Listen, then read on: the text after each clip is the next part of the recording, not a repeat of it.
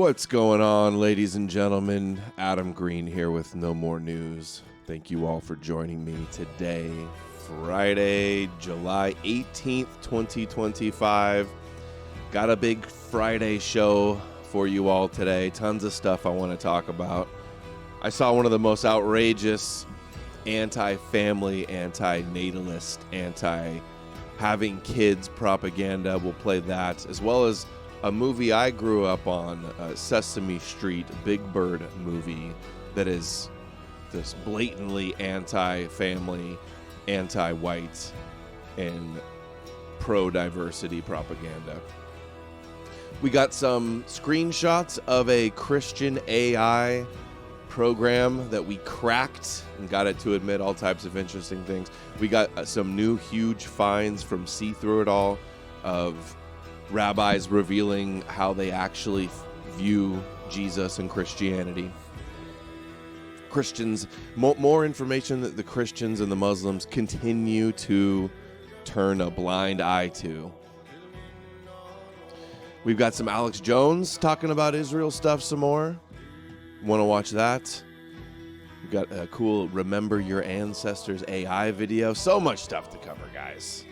What else? What's some of the big stuff? We might not... Oh, the anti-Semitism agenda in Edom with Elmo and Grok and X. We've got a top Jewish rapper song. We got some AI Christ Crusader songs from Evan Williams. So much to cover. What else? I think I'm forgetting things. Oh, some random clips as well I wanted to cover. Some Christians taking L's. Some common Christian e-Crusader L's. Tons of stuff. All right, let's start here with... Is this Captain Planet? This is Captain Planet, right? I remember watching this show. It looks like the same cartoonist that made Ninja Turtles made this. But get a load of this. It's funny how they were always telling us, stop having children, having big families is bad, we're running out of resources, the climate change, and then also saying, oh, there's not enough people, so we need to bring immigrants in to do the jobs and take care of everybody and keep the economy going. And this is the type of propaganda they hit us with in the 80s and 90s. Heavy. Oh, sorry, we're on mute. Here's your moral lesson at the end of a Captain Planet. Remember that the Earth's resources are limited. You do not need to have a big family. Because all the world's people are your brothers and sisters. You don't need to have a big family because all of the world are your brothers and sisters. Are you joking me? Because all you do not need to have a big family. Are limited. You do not need to have a big family. Because all the world's people are your brothers and sisters. The power is yours. This is not AI. This is real. Can you believe this shit? You do not have to have a big family. See, we've had this shit going on. And then the Christians will argue, oh, without the Catholic Church, like, white people will disappear. And I go, no, we can just encourage having big families. We can just encourage more tribalism, incentivize having more families, all types of things. The opposite of this. They trying to get us when we're kids like this is so evil and insidious, right? Volkish Spirit. Watch this as a kid growing up, waiting in the morning, and there's probably so many examples like this. Devin Stack mode. It's funny you say that because the next clip we're going to get into, Sesame Street. He did a whole show about the creators of this Sesame Street video. It was Eiffel Goes West with a little chipmunk, I think it was, or a squirrel or something. And he did a video on that. I did a whole video on the same people wrote this Big Bird Sesame Street movie that I used to watch as a kid. And wait till you see the anti-white messages in this. But can you believe that? You do not have a big family. The whole world is your family. Remember that the Earth's resources are limited. You're destroying the Earth if you have kids. You need to have a big family. Because all the world's people are your brothers and sisters. The power is yours. Can't even believe it. Can't even believe it. I was like, please tell me that's AI. This is a joke, right? No, it's Captain Planet Season 2, Episode 4.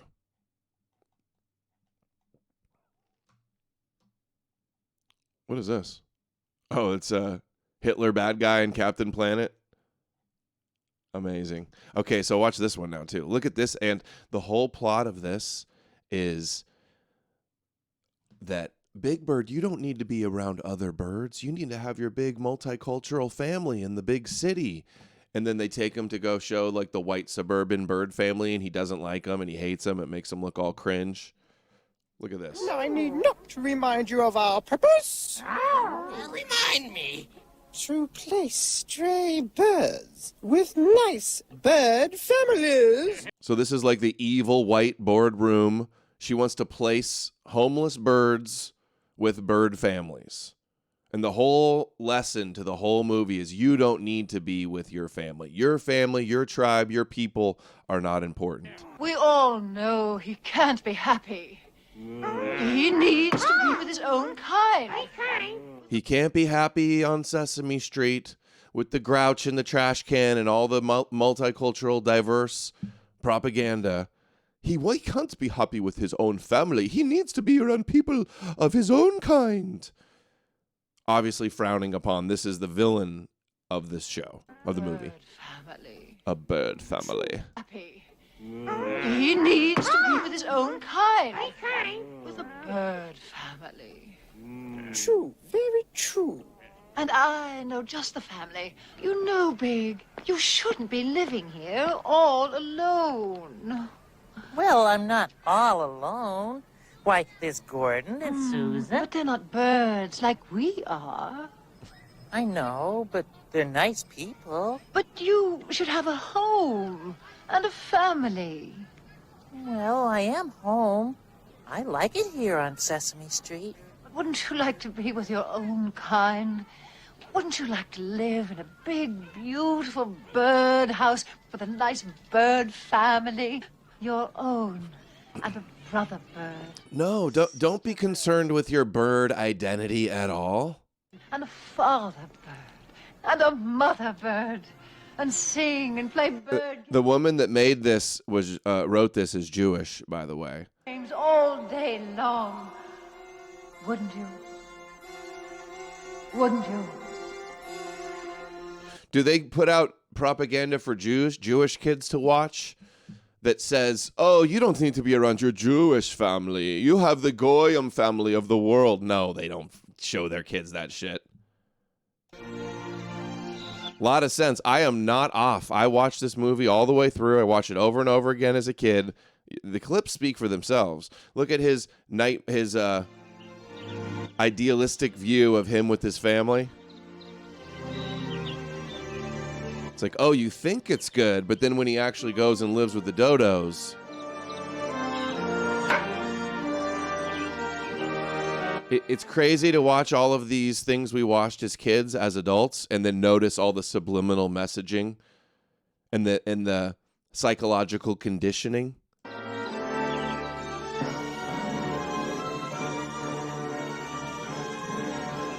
Gee, I think I'd like that. Good. Because in a lovely city called Ocean View, Illinois, there's a fine feathered family waiting just for you. Really? Oh, when can I leave? I can't wait. But what'll I tell my friends? Big Bird, are you sure you want to go? You don't have to, you know. No, you don't. Yeah, but, I will be getting my very own bird family. But Big Bird, we're your family. Yeah. I know that. I'd like to give it a We're all a global family. try. Of course he would. Well, Big Bird, if that's really what you want... Come on, Big Bird. You don't want to miss your plane.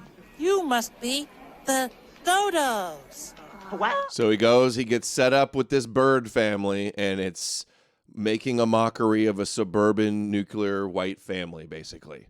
And he hates it, and then he runs back to his multicultural big city Sesame Street family. Oh, wait. I'm Daddy Dodo. I'm Mommy Dodo. I'm Donnie. And I'm Marie. Who are you? Why, I'm Big Bird. Oh, no, you're not. You're Big Dodo. Big Toto? So here's the mockery of the white suburban family. Big Toto? This was the target. Where are we going? Where are you taking me? Is this the airport? Their house is a birdhouse. It's funny. Here we are. Like, this teaches people to reject it's social engineering on children to reject your family, reject your own bird kind, and instead glamorize, idealize the big diverse city living. Find what, dear? I can't remember. I'm so proud of you, Father. Oh, thanks, son. Oh, it's great to be here. You have to come home before you can leave. I lost my bird dog. Alf was hold on. General commentary says Alf was a Jew. I watched Alf all the time. Are you kidding me? Do I need to go look into that? Alf is a metaphor for a Jewish person? Are you kidding me? That's a joke, right? Don't be shy, Big Toto. Where's Marigo? What? I'm feeling we forgot something. Who's Big Dog?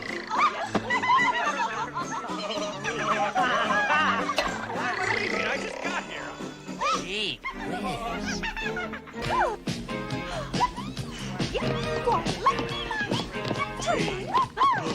I'm getting tired. I'm getting tired. Pressing it down. I need rest. 4 more. Hold on. 3 more. Come on, get tough with her. 2 more. Alf has a page on Jew or not Jew. Hands in front. Come on. Sometimes after a hard workout, we take a dip in the pool. Now that's fun. Miss Finch. Hello, Big. Perhaps the dodos weren't perfect for you, but I have managed to find you another lovely bird family. He doesn't need another family. He has one right here. And we all love him. But he's a bird. He'd be happier with his own kind. Well, we're all happy here on Sesame Street. And we've got all kinds. We've got people and cows. She's right about that. And we've got Tell her what else, We've Maria. got Bert and Ernie. Yeah. We want you here, Big Bird. And there's dogs. And birds. That's me. We've got monsters. Where? Where monsters? You see monsters? And kids. And there's honkers. Why, we've even... So it's like vilifying the homogenous suburban white family, and instead for the diversity globalist. We've got grouches. Oh, keep us out of this. Yeah, that's right.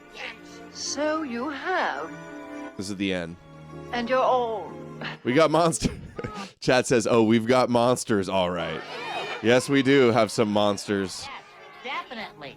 Well, Yeah. did go to look. How's the crime rates in the big city living in America these days? So that must mean you care, and he does seem to have a lot of friends. Not feathered, but... All right. Big. From now on, Sesame Street is your home. Boy, oh boy. Hey! Hey, let me down! Oh, this is right. The other two bad guys are two white guys who are just like absurdly mean to this little black kid. It'll cost you another nickel. It's 10 cents for the round trip, kid. So the antagonists are two white guys ripping off a little black kid. So all the good guys are all non-whites, and the two bad guys are whites. And the bird is obviously representing a white. That's so. That's my apple. Well, this just ain't your day, is it, kid? Here. Now get out of here. Scram.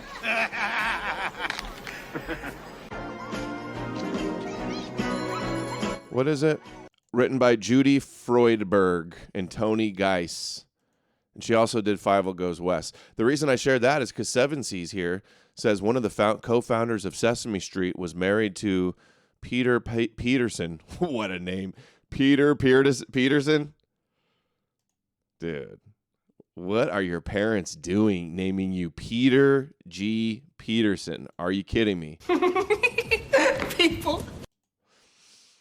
Sat on the Council on Foreign Relations and was the chairman immediately following Rockefeller, founded and chaired the Blackstone Group. Foundation works with Heritage Foundation, a bunch of others. CEO of Lehman Brothers. What was the other big one I was looking for? I thought it was World Economic Forum. Okay, you get the picture. How high-level social engineering that's going on. So that's why I wanted to share that. Okay, here's the new find from See Through It All. Christians need to stop turning a blind eye to this, okay? How much more evidence do you need for you to not be a pawn in their game anymore? Here is what Rabbi Jacob Emden, rabbi I've heard about many times, Judaism would not have survived without Christianity and Islam. And they always say this. Oh, wait. It says, actually, we'll have him play it. Jewish people has to follow the law. So what Emden is telling us here, in a sense, is that whereas the Jewish people has to follow the law of Moses, given on Sinai, both the oral, the written law, the rest of the world has to follow these 7 Noahide laws, and it is the mission of Christianity. It is the He died in 1776. That's how long ago he still viewed Christianity like this, by the way. He was a leading German rabbi and Talmudist who championed traditional Judaism in the face of the growing influence of the Sabbatean movement. So he's that time in the 1700s.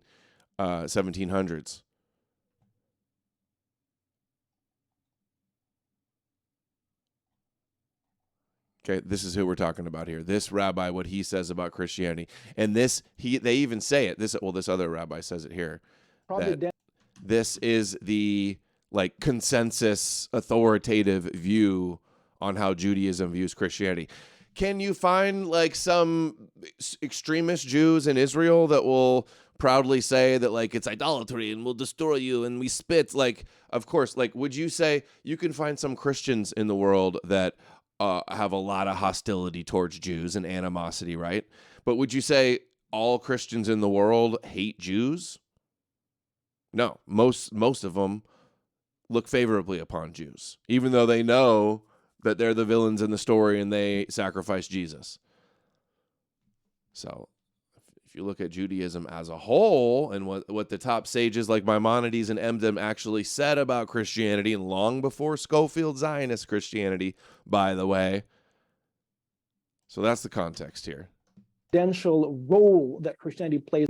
So what Emden is telling us here, in a sense, is that whereas the Jewish people has to follow the law of Moses, given on Sinai, both the oral, the written law, the rest of the world has to follow these 7 Noahide laws, and it is the mission of Christianity. It is the providential role that Christianity plays in history. Providential role of Christianity bringing the world to the Noahide laws, okay? All the Christians that want to kvetch about Noahide laws, listen up. You're already basically Noahides. Six-gun rebel. Thank you. $10 got a shop with a local humidor. Enjoy a cheap cigar on me, brother. Have it with a nice ice cold beer. So good, I tell you what. Yes, sir. I've never really been big into cigars or cigarettes or tobacco. Optics Prime sent $5 on Rumble. World War II never ended. It just morphed into a worldwide all-out assault on white people with immigration. No, bro, the Nazis secretly won and they went underground and they're running everything. Genetics Matter sent $10 on Rumble. Hail AG. After Fuentes' pathetic straw manning of you, we should all spam every post of his with comments that just say debate Adam Green. We could do that if you want. Yeah, I doubt he'll do it, though. He's been dodging me forever. Sent $5 on Rumble. Has your stance on Emin changed? No. Danny named him on Rogan, expecting him to blow up. Yeah, more disinfo blowing up on Rogan. Great. No. No anonymous. Okay, thanks, enforce guys. this among Power chats are on. Power chats are playing. James sent $5 on Rumble. When is Elmo gonna be forced to donate to ADL and take the Auschwitz tour? Yeah, we're going to get to that later. It's amazing. Jews are treating it like Elmo's a real person when they got hacked, or we're told they got hacked. Non-Jews. Now, let's go on. Emden goes on to say, for the Gentiles, Jesus reserved the 7 commandments, which they have always been obligated to fulfill. It is for that reason that they were forbidden pollution of idols, fornication, blood, and things. Oh, the Goyim are forbidden to having their idols. You must worship the Jewish Messiah and the Jewish God. And this is the Acts 15 list, which is very similar to the Noahide laws that the top rabbi was citing, showing, look in the New Testament, they're following the Noahide laws. They also forbade them circumcision and the Sabbath, all of this in accord with the law and customs of our Torah, as expounded by our sages, the true transmitters from Moses at Sinai. See, so observing the Sabbath and circumcising is not for the Gentile believers in Jesus, only for the Jews. That's why Messianic Judaism of Christianity removed those requirements. Keeping kosher food as well, not necessary. Now, I want to say 2 things here that are crucial to understand. First of all, we understand it's clear that according to Emden, the 7 commandments are not new in the sense that the New Testament did not invent them. Schrocker sent $24 on Rumble. Goal reached. No, I got to reset the goal. Sorry. We did not reach it yet. That was yesterday's goal. We caught it. We reached yesterday's goal, but I messed up yesterday too and didn't start it over at the very beginning. Actually derived. They are divinely ordained. And in this sense, thank you though, Schrock. Correct. The New Testament is doing here is reminding the non-Jews that they have to follow them. Now, the second thing that is really important here and is sometimes missed by commentators and Emden is that according to Judaism, unless one converts to Judaism, which is, of course, an option, it is important not to be ritually circumcised or celebrate the Sabbath as a non-Jew. This means that there is a very strict nomian separation between observing the laws of Judaism on the one hand and observing the 7 Noahide commandments on the other. And this is why, according to Emden, as he explains elsewhere, the holy day, the day of rest, the holy day for the Christians is the Sabbath, or we can assume he says, as he hints elsewhere, for Muslims, it is Friday, not Saturday. And this is why also there's such an emphasis on circumcision as requiring one to fulfill the rest of the Torah, according to the New Testament. Remember, the other day, I forgot who was on the show with me, but the Jesus the Jews never knew, it has the total Yeshu, the secret life of Jesus. And there's a line in here how they say their double agent, Peter or Paul, who they view it as, moved the Sabbath from Saturday to Sunday. And in Islam, they do it on Friday. So neither of the Gentile religions are keeping the Sabbath, which is in line with Jewish law. And Emden goes on to say, in this respect, it is therefore a habitual saying of mine, not as an hypercritical flatterer, God forbid, for I am, the faithful believer in Israel, and you know well that the remnant of Israel will not speak falsehood. Goes on, that the Nazarene brought about a double kindness in the world. On the one hand, it straightened the Torah of Moses majestically, as mentioned earlier, not one of our sages spoke out more emphatically concerning the immutability of the Torah. Again, this is an amazing, I think, pronouncement on. So this rabbi is talking about how Jesus says that not one jot or tittle will be changed in the law until all is fulfilled with his fake fulfillment that they wrote. And then spark. I think that's what he's referring to. Sages spoke out more emphatically concerning the immutability of the Torah. And on the other hand, he did much good for the Gentiles, providing they do not turn about his intent as they please, as some foolish ones have done. I will get back. See, they believe Jesus is kosher. He can be rectified. He can be saved. He could be Hebrew roots and re-Judaized, and they blame and scapegoat the Gentiles and the Romans for the idolatrous Trinity and the anti-Semitism. See? Foolish Christians have done because they did not fully understand the intent of the authors of the Gospels. So that's how they see it. To this point of foolish ones, because they did not fully understand the intent of the authors of the Gospels. And what is this good that he has done to the Gentiles? Emden explains, by doing away with idolatry and removing the images from their midst. Jesus obligated them with the 7 commandments so that they should not be as the beasts of the field.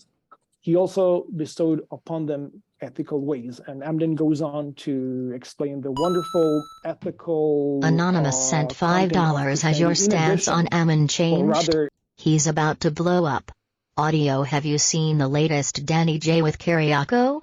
They covered some stuff that Oberhausen with your content. Oberhausen?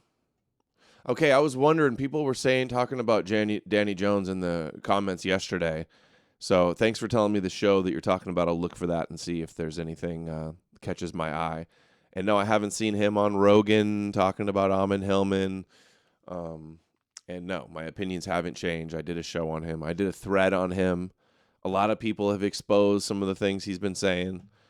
So, but I'm not surprised that he gets the shout on Joe Rogan. Concomitant to the 7 Noahide laws. This is, again, I think quite remarkable, even if we take into account previous Jewish discussions over the role of Christianity, which, by the way, starting from the 16th century, including, for example, in the commentaries of the Shulchan Aruch by Moses Israelis and the Mapa, tended to be quite positive. Christianity was seen as non-idolatrous and as playing an important role, at least as far as the non-Jews are concerned. But Emden here is going... See, Christianity, they viewed as not idolatrous. The idolatry and the not perfect Judaism for the Gentiles, they consider okay. And it still did a positive thing in the world, okay? This is what they're actually saying. And as playing an important role, at least as far as the non-Jews are concerned. But Emden here is going further than that. He's saying things that are quite remarkable in the sense that, again, not one of our sages spoke more emphatically concerning the immutability of the Torah. The Christians, it goes on, even said to love one's enemies. How much more so to love us, meaning the Jews? In the name of heaven, we are your brothers. They love their enemies, right? It teaches. So hey, Christians, the Jews are your enemies according to the gospel, but they're actually still chosen by God. They're loved on account of the patriarchs, and you're supposed to love your enemies. Hey, Christians, the Jews are your enemies, and you're supposed to love your enemies. And Jesus says, forgive them, Father, for they know not what they do. And they had to do it, and it's part of God's plan. And they'll believe in the end. And you wouldn't be saved if they didn't do it. So, imagine this being the flag that you carry in opposition to Judaism is you rejected your Messiah. Doesn't get more limited hangout. Yeah, Amon Hillman's entire thesis is based on a historical Jesus, too. So he's not even getting the actual conspiracy about the supposed pedo Jesus. That's all symbolic fiction. God has created us all. Why should they abuse us because we are joined to the commandments of God, to which we are tied with the ropes of his love? We pray for the good of the entire world and especially for the benefit of these lands in which we reside, protecting us and observing the Torah. Now, this is important. Note, you members of the Christian faith, how good and pleasant it might be if you will observe that which was commanded to you by your first teachers. How wonderful it is.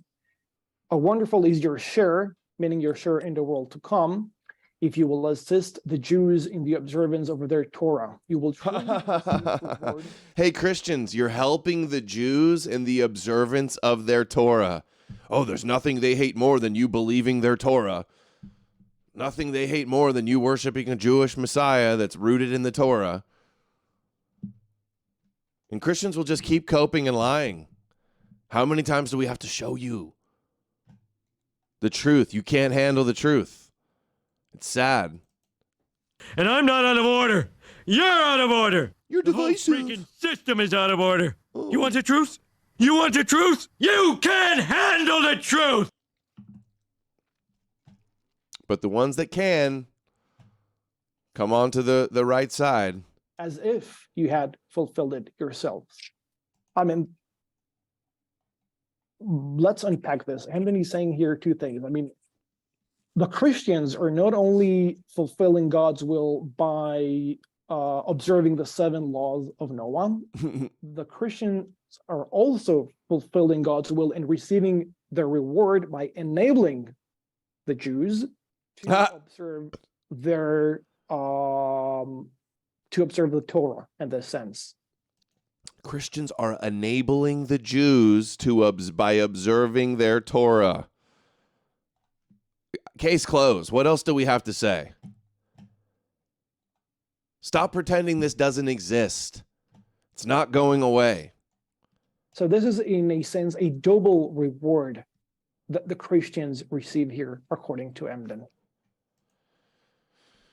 And here's the other quote. Let's read this one. So it says, Christians and Muslims have done a great favor to the exile of the house of Israel. For were it not for them, the small crumbs of Judaism would have already been consumed. The small crumbs also, I wouldn't say of Judaism, I'd say the small crumbs is the scattered sparks of the divine souls of the Jews in exile. If it were not for the peel and the husk of the klipa of Christianity and Islam, if it were not for them, they would have been consumed, the divine sparks of light. Our hope would have been lost among the nations who hate Israel out of religious jealousy.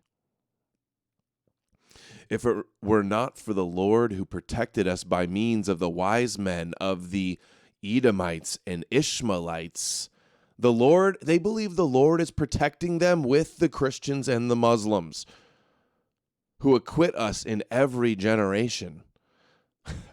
They let them off in every generation and acknowledge their book and their Torah.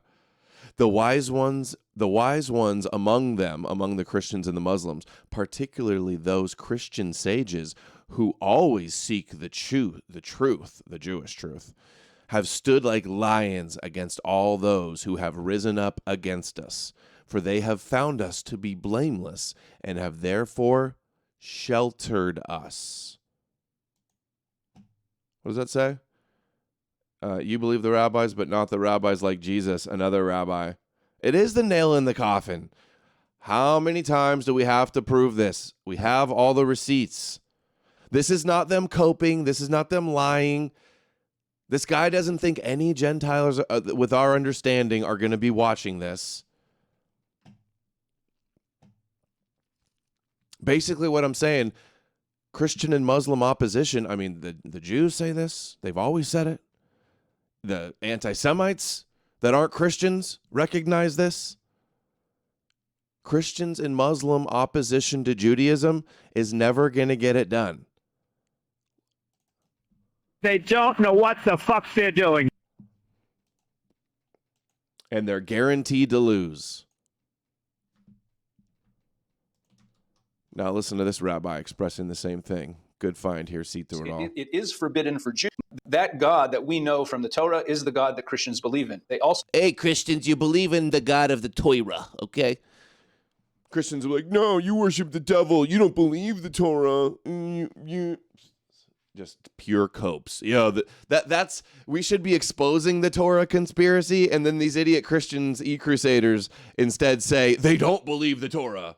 We should be exposing the Jews who follow the Torah and want the Moshiach to rule the world, but instead we got the Christian e-crusaders online that say they don't believe the Torah. They say they're not the real Jews. And they also want all the Goyim to bow down to the King of the Jews. all so tiresome. That God that we know from the Torah is the God that Christians believe in. They also believe in a Trinity, which according to most authorities in Judaism, for non-Jews is not idolatry. It's called shituf. That is the dominant position of most halachic authorities down to today, although it's not the position of Maimonides. The position of Maimonides is more famous, so most people think that it is the Jewish position, but the position of most halachic authorities is that Christianity is not idolatrous for non-Jews. It is forbidden for Jews, because shituf, believing in God in conjunction with other details that are incorrect, is forbidden for Jews, but it's not forbidden for non-Jews. So I reject that assertion that Islam is closer to Judaism. I don't think it's true.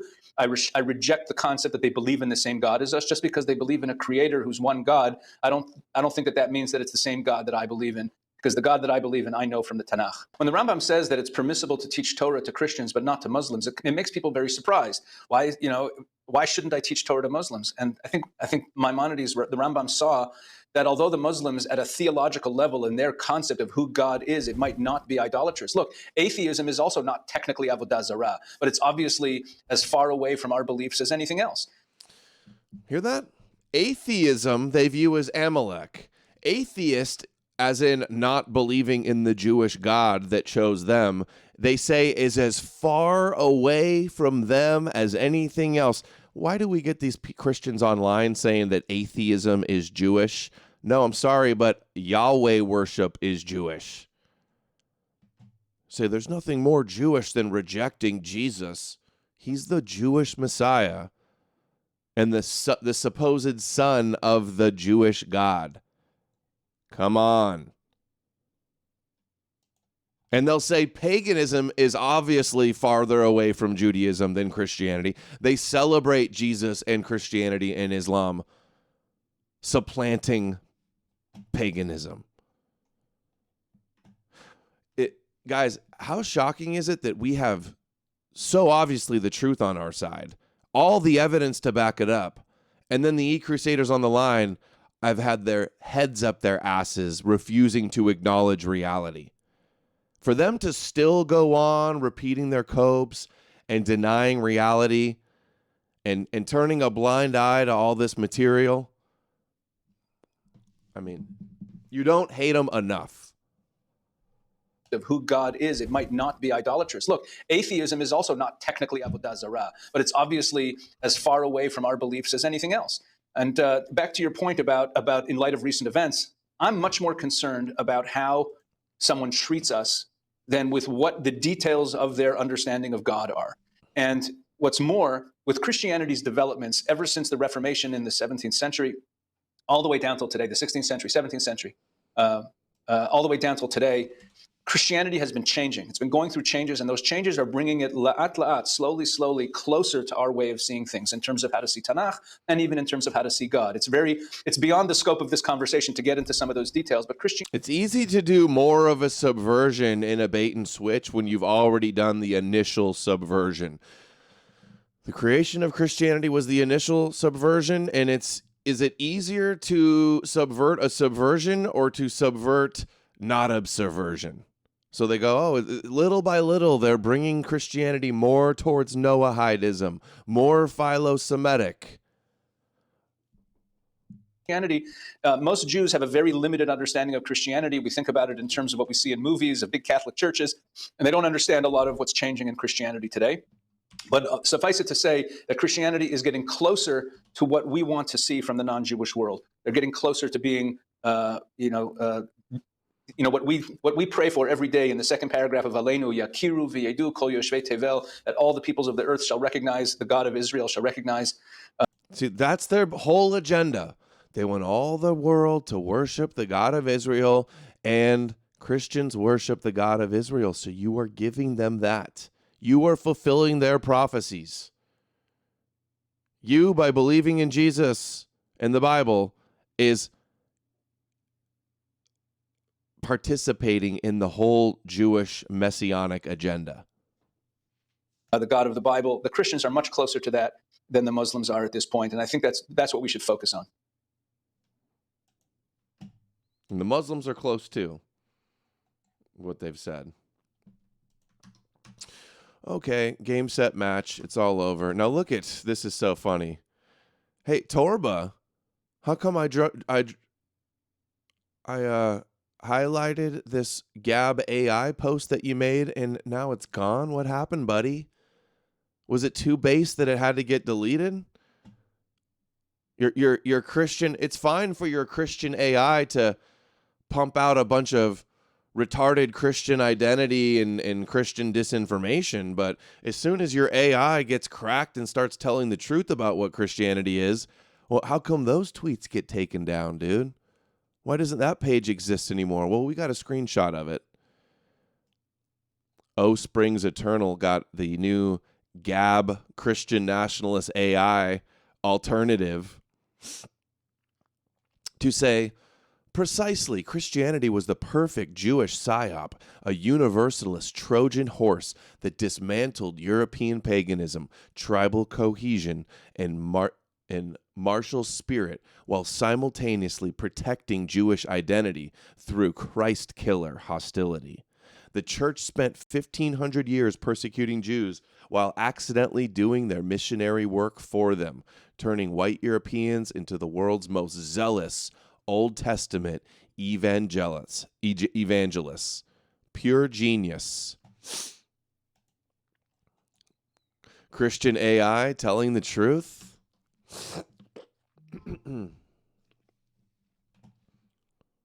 Here's another one posted by Jack Stone. Yes, that rabbinic interpretation, Talmudic and Kabbalistic sources interpret Esau shall serve Jacob as the ultimate humiliation of Edom, Christianity, and Rome. That Christians will end up worshiping a Jewish man as divine. The rabbis see Christianity's central tenet, a Jew as God, as the ultimate fulfillment of Esau's subjugation. This is why Jewish sources from Rashi to the Zohar gloat about Christianity's theological defeat. Edom literally bows to Jacob by worshiping a Jew. The irony is lost on most Christian Zionists, not just Christian Zionists, but all Christians. Hey, yo, Jack Stone. Jack Stone out here and his buddies, I think, out here cracking the code, cracking the Jesus code.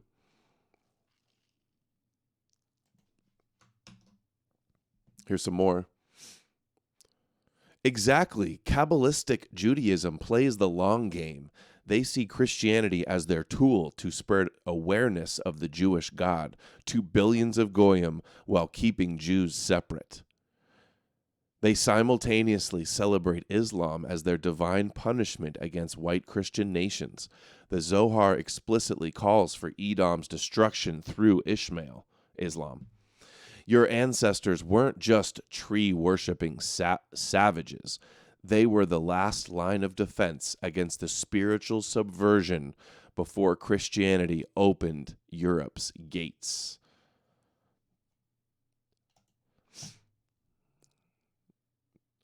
Another one.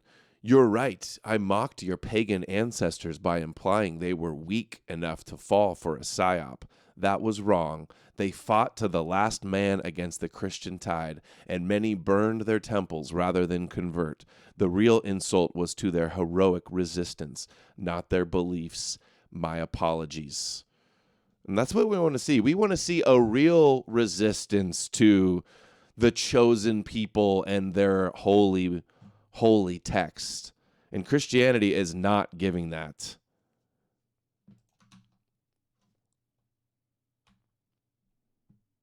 You know, I want to skip right to the AI video because it mentioned the pagans things.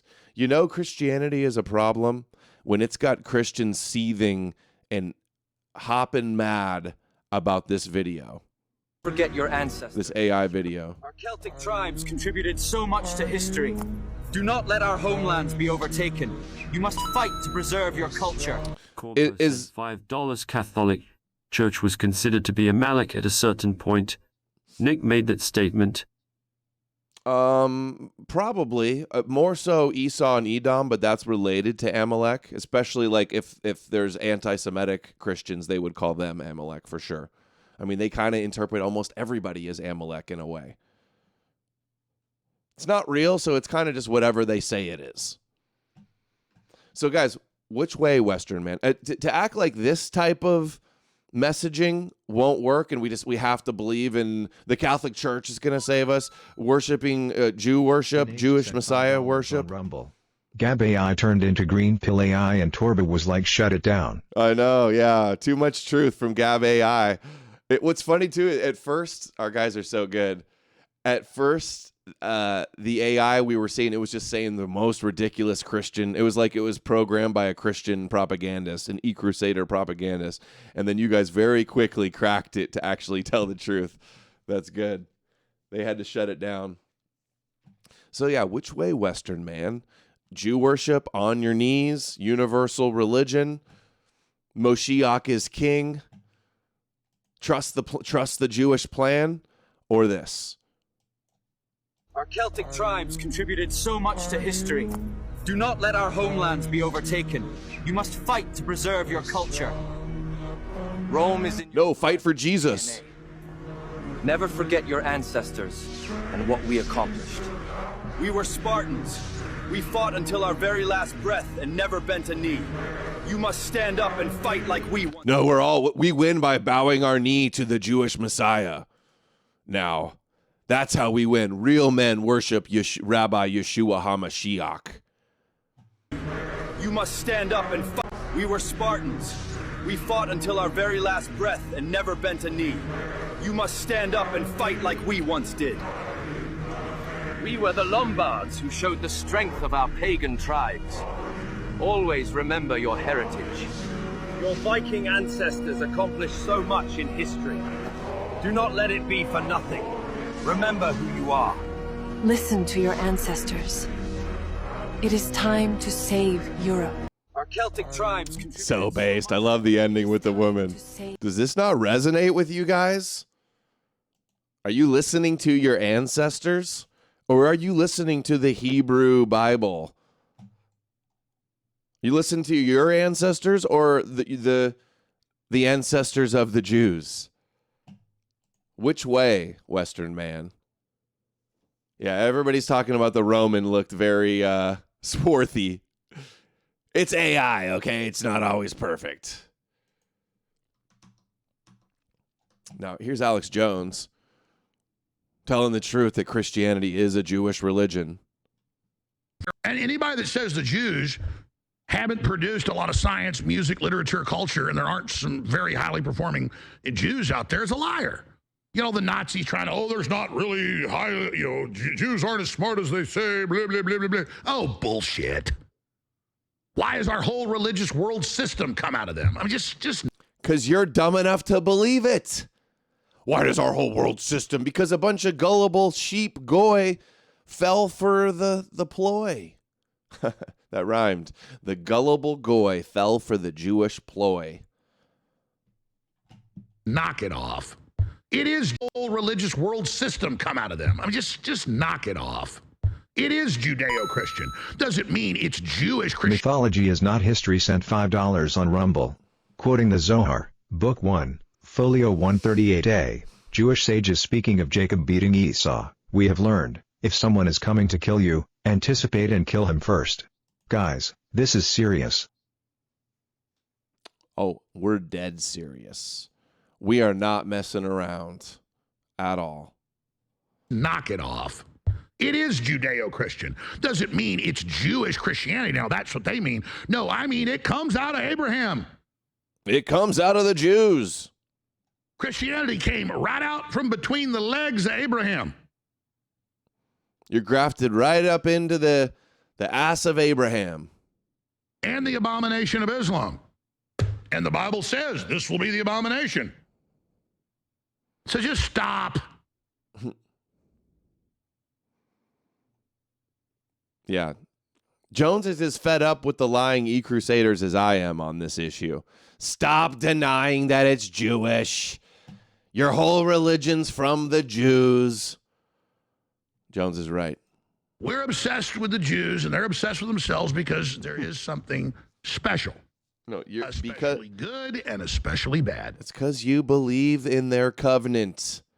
They're only special. See, Christians make them special. They're God slayers. They're the villains central to your story. In the Christian worldview, the Jews killing Jesus was the most important thing to ever happen. And anybody that says the Jews... Parisia Time sent $5 on Rumble.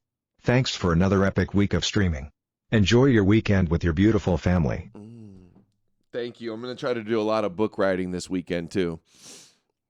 Get it. It's hanging over my head for so long. I got to get it done so I can actually relax and be at peace with my family. But we streamed every day this week, right? Monday through Friday. 2.5, 3 hour stream every day. We've been meeting the goal, I think, almost every day, maybe besides yesterday. I don't know. I messed up the track keeper. Can we hit it today? We got a ways to go. A lot of science, music, literature, culture, and there aren't some very highly performing Jews out there is a liar. You know, the Nazis trying to, there's not really high, Jews aren't as smart as they say. So just stop. It is something special. He always says that. There's something special. They're only special and unique and elevated because of Christianity and Islam and the billions of people that are validating their chosen covenant delusions. So here's the longer version. He had a whole video, exclusive Alex Jones issues, exclusive warning to the Jews worldwide. So we got to hear this. Yesterday on the stream, we played a clip where Jake Shields was with him, and he goes, sorry, all the Israel guys are vindicated. He was wrong, and all the guys talking about Zionist power are vindicated. That was yesterday. So I'm looking forward to hearing some of this one too. Let's hear his warning. I'm sure it's still going to be bullshit, especially if it's Christian. 23-minute version one or the 8-minute version from See Through It All? I'll probably just do the 8-minute. Roll up my sleeves.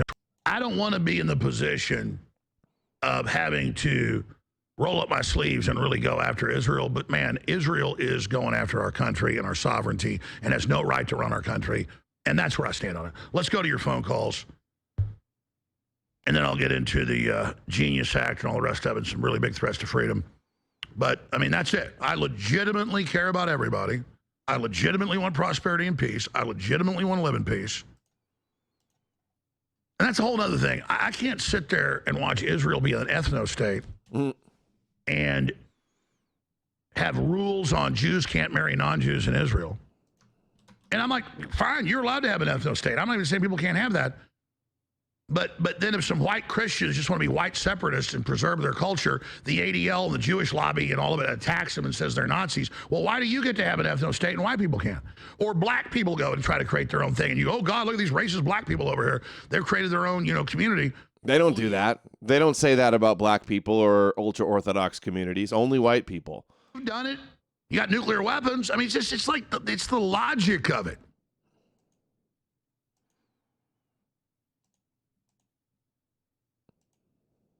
Now, there's Ben Gurion. So I just won't sit here and be lectured how I'm Adolf Hitler when it would take me 10 hours to break down all the historical facts of the Jews feeding off the Jews in World War II with deals with Hitler. And, of course, Hitler double-crossed them all at the end. That's why Madeleine Albright's dad, one of the main Jews, running the operations with the Nazis, rounding up Jews. He was at the top. Soros was at the bottom. You take like people like Steve Pachenik, who's Jewish or half Jewish. Oh, he's only half? He brags about being working with his family, working with Jabotinsky. Man, I haven't thought about Pachenik for a while. Is he still? He blocked me on Twitter. Rumble. Make the Rosenbergs electric again. I don't get what you mean. What does that mean? Electric. I guess the dad's Catholic, the mom is Jewish, so that makes him Jewish. High-level CIA at the time, a long time ago. Oh, and he says that he's a descendant of Maimonides too. But Jews love to claim descendant from famous Jews. Really smart guy, but he would go off on it all day long about how the Jewish leadership made a deal with Hitler and all this and knew about the persecution coming and had a deal to send them to Palestine. But in the middle of it, the Germans lost control of North Africa and the Middle East. And they said, no, we're just going to kill all of you now. And then they, of course, rounded up. I love how his anti-Jewish message. His message to the Jews turns into more Hitler, Nazi. They're actually the bad ones, right? How did I know this was going to happen? One of the Rothschilds was running a bank with all the stolen Jew money they took from their own people, and Rothschilds were robbing their own people. No, they were probably giving their own people interest-free loans and robbing the Gentiles is probably what happened. Yeah, the Jews are the real victims of the Rothschilds. It gets worse. See Through It All says. Them. So it's true. Even a couple of Rothschilds got killed. Oh, you mean Hitler double-crossed you? Yeah. You got out-criminaled. Rothschild. Try this. Try this game. Rothschild bad, Hitler bad. See, you're not supposed to go Rothschild good, Hitler bad, or Hitler good, Rothschild bad. No. Every time he talks about Jews, he starts talking about his Hitler conspiracies. Cyanide bad, arsenic bad. It's bad to be shot with a shotgun. It's bad to be shot with 37 Magnum in the head.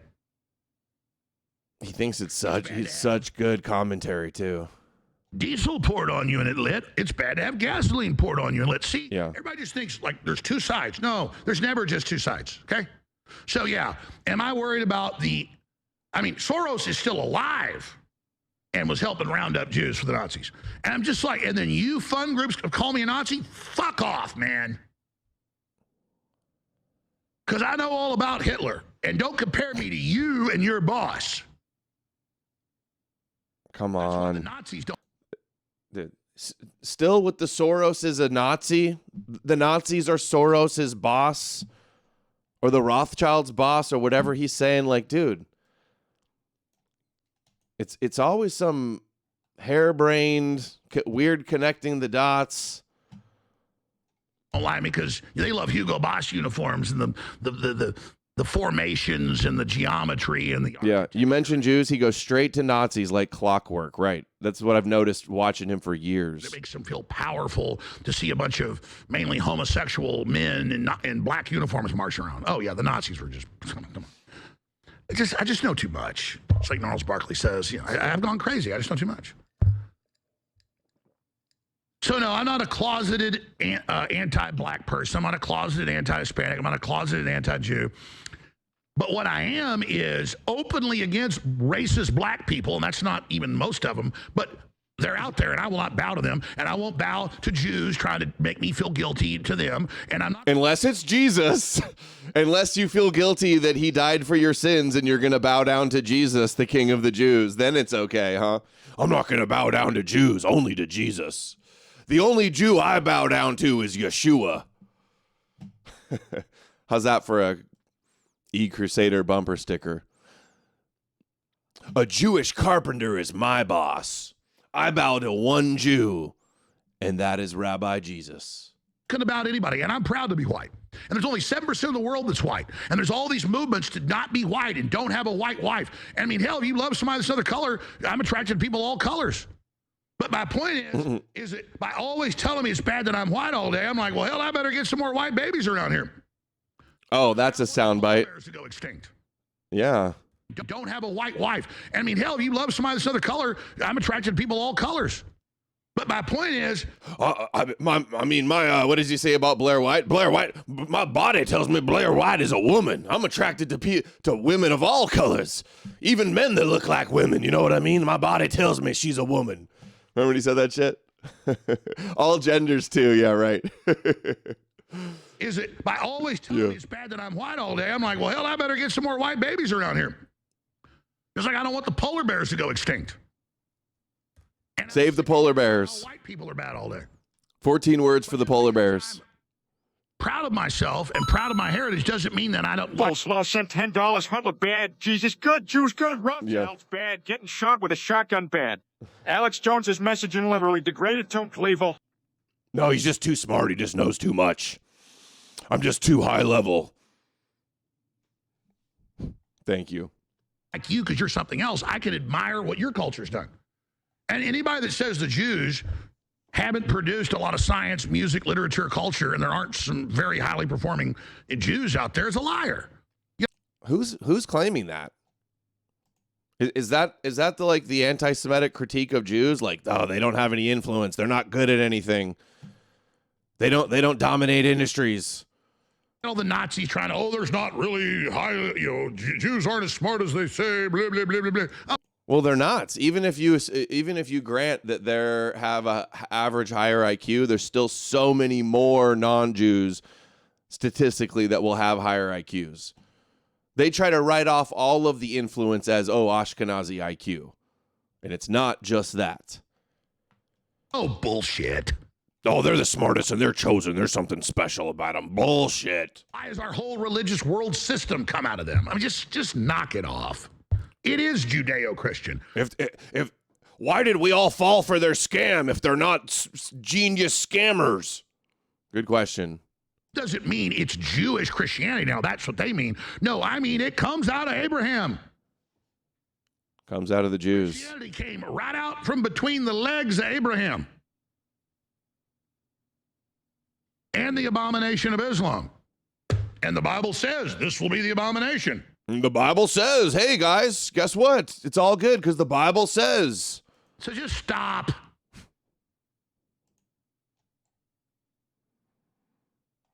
We're obsessed with the Jews and they're obsessed with themselves because there is something special, especially good and especially bad.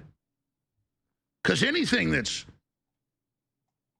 the more you can have 1,000 horsepower car, and you know how to drive it. It's great. Indomitably Based sent $50 on. Thank you, buddy. Speaking of disinfo koshers who claim the Fourth Reich is the problem, if only. Did you hear Tot Scott Ritter? Yep. Pedophile turned Russian propagandist claims that Germans need to be mass sterilized. Yeah, I have that clip actually. We'll go to that one next. Parisia Times sent $5 on Rumble. We've got supercharged methyl and Jew back in stock. It will give you super male vitality, but it can't regrow your foreskin. Dude, I got a good feeling that in a few years, everybody's going to be looking back on the methylene blue and thinking, what the hell were we doing? What kind of poisonous snake oil were they shilling? Get your ass wrapped around a telephone pole. Thank you so much, Indomitably, by the way. And that's what I'm telling the Jews, not as and one Parisia. But the ones, you know who you are. Stop using psychological warfare. Stop using black magic. Stop. Black magic. Come on, dude. You're falling for the psychological warfare. If you believe the Bible, you have fallen for the Jewish psychological warfare. It's not black magic. It's a prophecy deception. It's mythological warfare. They don't have magical powers. These Nazis think Jews have magical powers. Every time you slip on a banana peel, a Jew did it. And he's like, oh, they got black magic. Stop using your superpowers against us, Jews. Only thing that can save us from the Jews and their black magic is praying to the King of the Jews. See the problem with this? Because anything that's the more you can have 1,000 horsepower car, and you know how to drive it, it's great. If you don't know how to drive it, you'll get your ass wrapped around a telephone pole. And that's what I'm telling the Jews, not as one mouthed group, but the ones, you know who you are. Stop using psychological warfare. Stop using black magic. Stop using dirty tricks. Stop it. Because you know the thing about black magic? It comes back on the person that does it sevenfold. Is that a fact? Source? Oh, everybody knows that curses come back sevenfold. Would you read that in your fucking witch book? Look at his face. I know too much. Hey, Jews, you better cut it out with all that black magic Satan worship. Dude, just not getting it. This is, people are like, oh, Alex is base now. He's calling out the Jews. No, this is all still a bunch of bullshit spin. You don't think black magic, I mean in general, dirty tricks. You don't think I'm not pretty smart and don't know how to do a lot of really nasty stuff to you after what you've done to me? You don't think I don't know it's been your mafia that's been on top of my ass? But I never took your bait, did you? I warned you that you're going to get your asses in a lot of trouble where you're going. So he thinks the Jewish mafia's been on his ass? And you're going to conjure a new Adolf Hitler. It'll probably get us all killed. See, I'm smart enough to look ahead here. Dude, you're looking ahead to Jesus. You think Revelation is true and we're in the end times. Oh, I'm smart enough to look ahead. I'm not falling for your dirty tricks. I got dirty tricks too. Like bowing to Jesus. Actually, Israel's best friend, because I care about everybody. And if you think, those of you that think you're going to blow the Jews up and they're not going to take you with them, you're an idiot.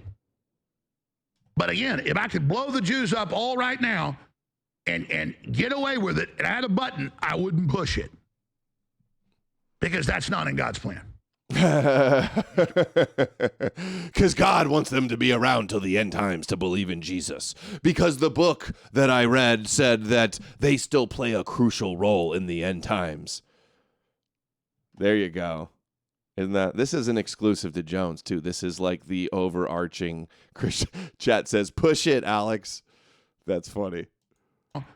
And get away with it and I had a button, I wouldn't push it. Because that's not in God's plan. You start doing that, you know whose plan you're part of. You're like, oh, wait, I will say that the people LARPing around like, oh, we're going to kick them all out in 110 and final solution. You're just going to get us all destroyed. That's all that rhetoric's going to do. It's more likely that you're going to be thrown in jail for anti-Semitism, hate speech than Jews being kicked out of the country. Like, talk about living in la-la land. Talk about a pipe dream. Oh, yeah, we're just going to take back the Vatican and all the churches in the world and the government and the media and the finance, and we're just going to build our own, and we're just going to kick them all out. Sure, because they killed Jesus. Like, okay, you're just literally falling right into their trap and helping them and giving them their victim status. So, in that sense, I do agree with them a little bit there, but then... Because that's not in God's plan.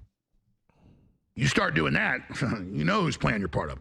You're like, oh, wait, you're saying they're with God? No, they're with a whole bunch of stuff. When God favors you, so does the devil. The more power I get, the more the devil comes a-knocking. And more the temptation gets. So I know what the Jews have gone through. Because you know what? I'm exceptional. I'm powerful. So I recognize you've had a lot of exception. I have exception. And you know, the Jewish lobby knows that about Northern Europeans, and they don't like competition. And that's why they're after them. Hey, good job, Jones. That's pretty based. We'll give credit where credit's due. That was pretty based, Jones. Yeah. Now, I know you saw the Edom video. Let's talk about the rabbis wanting to destroy Edom as well. Come on, that's the next step. Stop it. You don't want people at war with you. Stop attacking us, and we can figure out a future together, okay? Knock it off right now. I'm just talking straight to you. Just like people think they're going to kill the Jews and they're not going to blow everything up, you think you're going to, at the end of the day, really bring down white, Christian, Western civilization. White. Because the high IQs and the competition, and you're threatened by it, you don't think people don't see that? You don't think you haven't conjured something again? Stop it now, or you're going to get us all killed. Nazis need to stop it. The out-of-control Jewish supremacists need to stop it. All of you need to stop it. Now, that's straight shooting. I love how he's screaming about you need to stop it, but then isn't he been the biggest booster of Nick Fuentes, who's constantly saying that, like, they worship the devil and they killed Jesus and all that stuff. You don't see, you're screaming to stop it, but you're participating in this. I'm sure all the big Jewish globalists are like, oh, Alex Jones. Oh, okay, sorry, Mr. Jones. We'll stop now.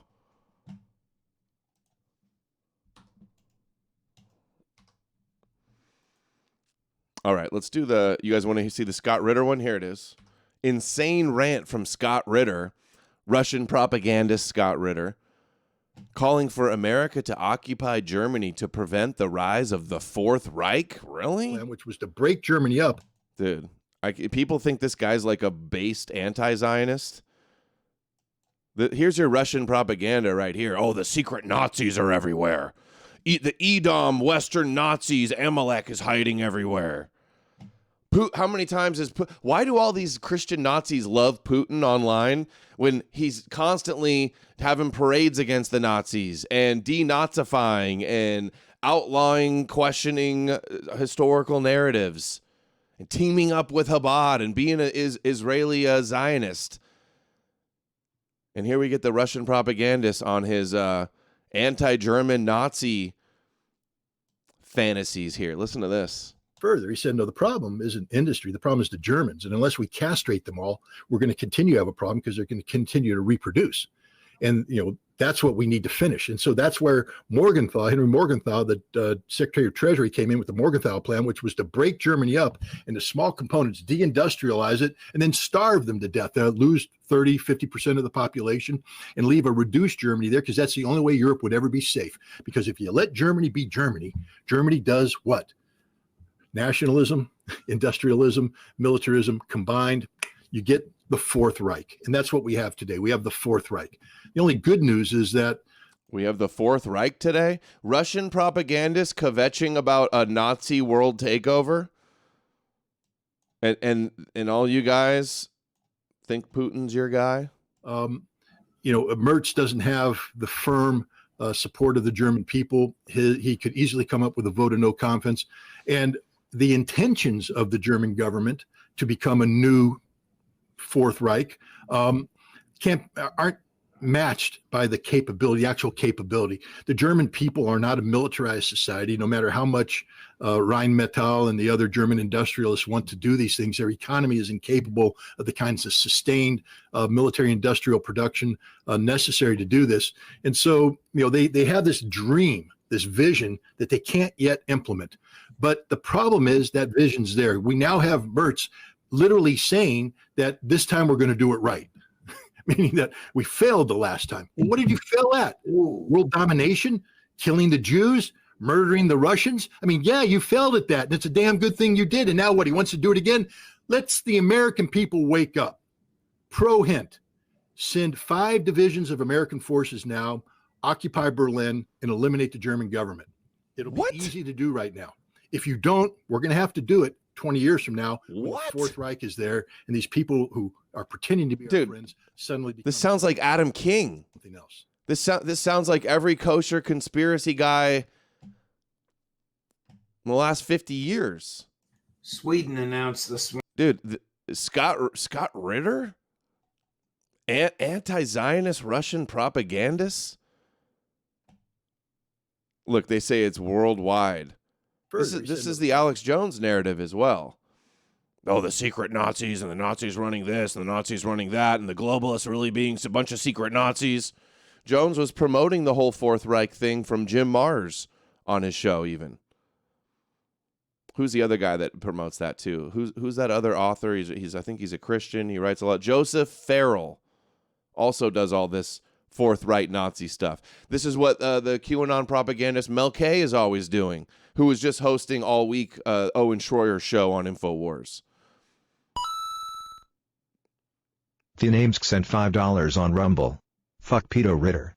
Jeremy Rotakushel questioned him about his trip to the Soviet Union in the 80s. I bet he turned compromat by them and knew about his pedo antics since then. Yeah, I am not a fan at all. I'm not surprised to hear that Jeremy Rothkushel confronted him on that, and how Ritter's just been wrong about like everything so far. Who still listens to this guy?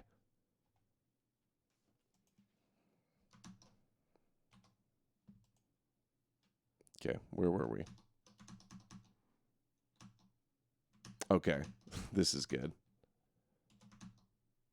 Here's a see-through it all. I want to see about this. Haven't watched it yet. Being deceived by fraudulent biblical artifacts like Noah's Ark is one of the oldest Christian traditions. Even today, Christians are susceptible to this deception due to their belief in the Bible being historical. Let's see this about a fake Noah's Ark an old scam. This. Thank you, Nod Mark. Mark sent $20 on Rumble. Good luck with the book this weekend. I'm looking forward to a signed copy. Book tour? Cheers. I might try to do some type of tour. Definitely like an interview debate tour. Maybe meetups. I don't know. We'll have to see. If it goes well, maybe I can do that. If enough people buy the book, it'll be able to fund me to go on a little trip. Maybe we can do that. I'm working on it hard, and it is so good. Thank you, Nod Mark. This is one of the craziest stories of fraud and deception in the history of archaeology. It's the tale of how one nurse anesthetist from Tennessee named Ron Wyatt fooled millions of Christians and Muslims around the world into believing that he had found the actual remains of Noah's Ark. Dude, remember when I debated Corey Mailer? We were arguing about Noah's Ark because his whole, all of his foundation is built upon, whoa, the white men are from Japheth, and the blacks are from Ham, and the Jews are from Shem, and blah, blah, blah, blah, blah. And I'm just like, dude, you believe in Noah's Ark? Like, that's obviously a Jewish fairy tale. You think the kangaroos hopped thousands of miles from Australia, swam across the ocean to go get on the Ark in the Middle East? And he's like, oh, yeah, they even found it. Christians will be like, oh, Jesus is real because of the Shroud of Turin, and the scientists have proven that it's real. And the Ark, they found where the Ark landed. That's real too. Okay. Going to meet some people who are positive they have found the Ark. This is indeed Noah's Ark. So in 2021, my former editor Eric and I took a road. Hey, if Noah's Ark is real, I guess Noahide laws are real too. Funny how that works out. Up to his operations headquarters, an old gas station repurposed as the Wyatt Archaeological Museum, and I've been slowly and methodically piecing together the full story ever since. Holy Kool-Aid. I remember I wonder if he blocked me. I remember on Twitter a while back, he posted a meme about Passover, like celebrating the murder of kids, and all the Jews were like, that's just anti-Semitic. All the Jewish atheists were like on his back, and he deleted it. He deleted the meme talking about God killing all of the sons of Egypt and how the Jews celebrate the holiday. He deleted it because the Jews kvetched.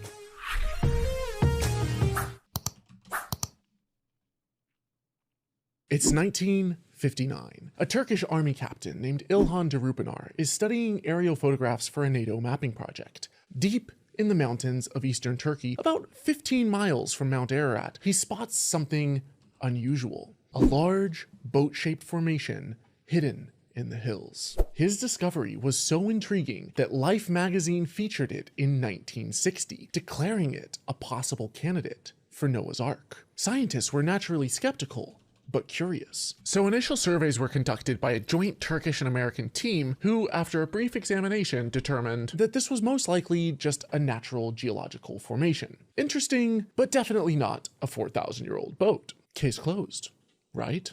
Wrong, because that's when Ron Wyatt entered the picture. As a Tennessee country boy, Ron may have had zero archaeological training, zero geological expertise, and his only real qualifications may have been as a nurse anesthetist. But according to Wyatt, God himself had personally told him that this was indeed Noah's Ark. But Wyatt knew that in order to convince the rest of the world, he would need credibility. So he started recruiting people with impressive credentials. His first major catch was astronaut Jim Irwin, one of the few people to have actually walked on the freaking moon, who also happened to be certain. Cabbage Bandit. Thank you, Cabbage. $5 on Rumble. Have a good weekend, Adam. Thanks for the Scott Ritter clip. I hate to admit it, but I thought he was based. Yeah, the Eurasianist and the Muslims and the brown, the multicultural, they love the Russians. They love Scott Ritter, and I think he's always been cringe and has bad takes. For Noah's Ark. After all, having a literal celebrity rocket scientist on your team tends to make people take you seriously. So in August 1984, they arrive at the site with metal detectors and almost immediately start getting hits. That's a strong reading. According to Wyatt, these weren't random metal readings. They were evenly spaced bulkheads, marking the interior rooms of Noah's Ark. He saw what he believed were petrified structures of an ancient ship whose deck had collapsed. He saw what looked like deck joists and deck support timbers. They collected samples and sent them to labs, which confirmed the presence of man-made metal. Amazing. Next, in the summer of 1985, Wyatt recruited John Baumgartner, a geophysicist from Los Alamos National Laboratory. Then came Dave Fassold, a marine salvage expert who brought along what Wyatt claimed was cutting-edge technology, a molecular frequency generator that could detect metal signatures deep underground. According to Turkish government officials and journalists from ABC, they used this marvel of modern technology to create preliminary maps of the entire internal structure of the Ark, marking it with colorful yellow ribbons. We have taken metal detection equipment and we have found metal lines all along this boat at even. Is every bit of this going to be a lie? Angled material on the boat. Now we're getting somewhere. Yes, science! Ron returned later that year with geologist Tom Finner, who brought with him a ground-penetrating radar. But because the Turkish government had lost multiple soldiers earlier that year defending these American treasure hunters from terrorist attacks, this time they were denied a permit. But that didn't stop Wyatt. After all, God wanted this Ark scanned. So they snuck back to the mountain, ran the ground-penetrating radar over the site, and astonishingly, according to Wyatt at least, determined conclusively that this was in fact a man-made structure. I can look anybody in the eye and say that this boat-shaped formation in eastern Turkey is actually the remains of Noah's Ark. The team seemed legitimate. The technology sounded impressive, and the evidence appeared overwhelming. There was just one tiny problem. Actually, there were several problems.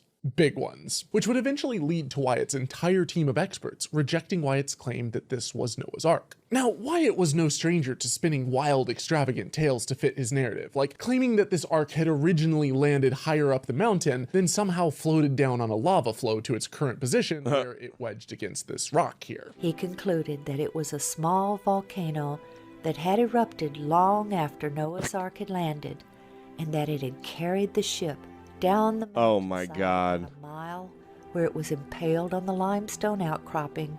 Imagine believing that. The lava then encased the ship like a time capsule. Let me repeat that. He claimed a wooden structure covered in bitumen, which is essentially tar, somehow survived floating down molten lava without burning up. No. As a recovering pyromaniac, I'm pretty sure that's not how tar-coated wood and fire work. On a sciencey side note, the temperature of lava is over 1,000 degrees hotter than the flashpoint of bitumen-coated wood. But let's ignore that small physics-defying claim for now, because we have much bigger problems to address, beginning with the tools that Wyatt used. Oh, I want to hear the rest. There's the rest. I'll have to watch it on my own. This is one. But we get the picture. Oh, this is one I saw on YouTube. I opened up my YouTube last night, and this was the first thing it showed me. Okay, guys.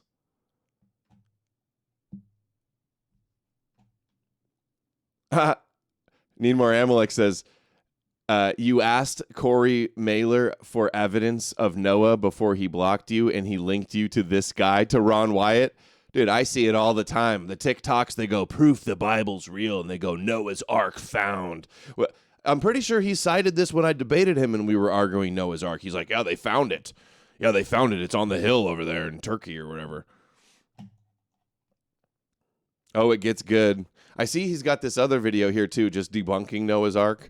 Do we really have to do that? Like, I knew Noah's Ark was a fake story and a fable, a myth, when I was like 5 years old. As soon as I heard it, I called bullshit on that. I said, okay, sure, Mom.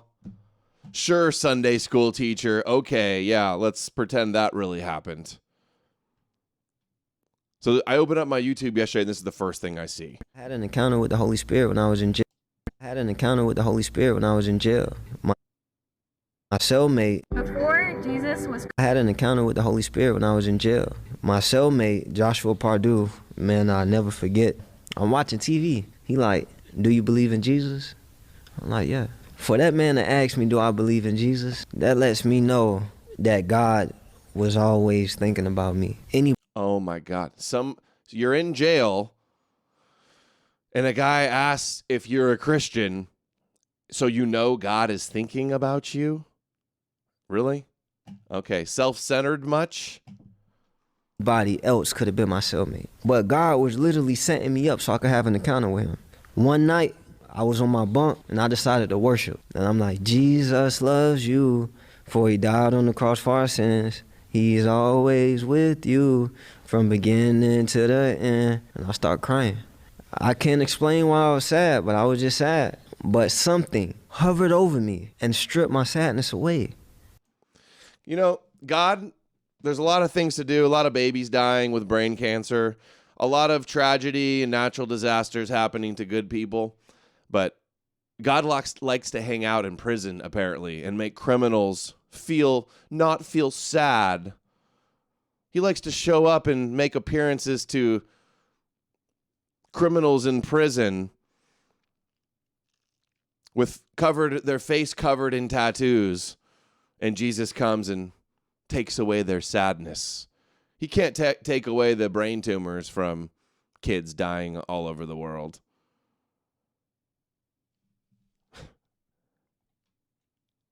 And filled me with joy. And I was just laughing. I felt like a child. I woke my cellmate up immediately. I'm like, Josh, wake up, wake up, wake up. Man, I was just worshiping, dog. Like, man, I was crying. I was just worshiping, dog.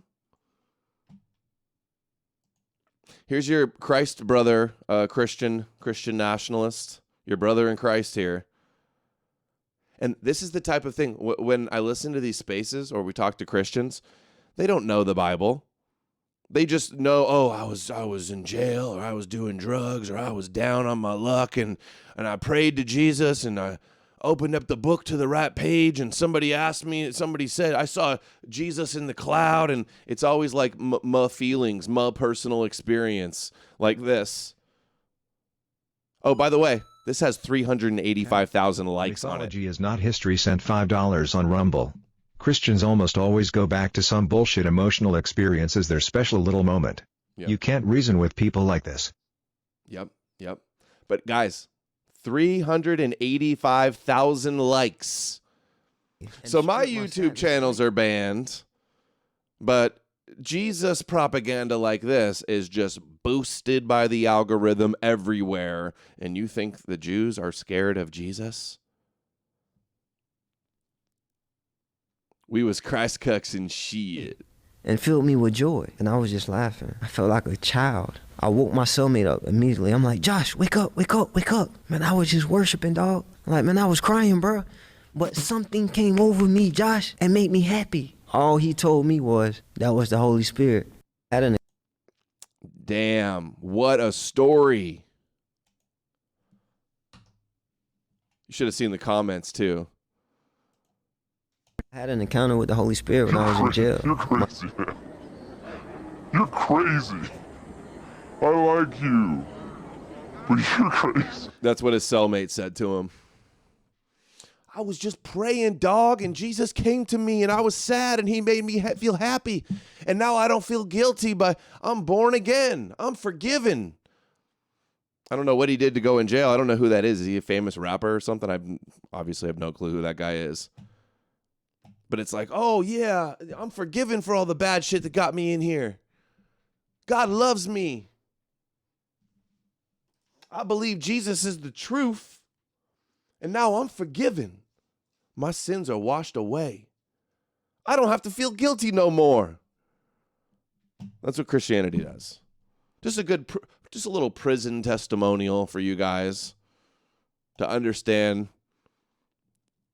where a lot of Christians are coming from. That's right.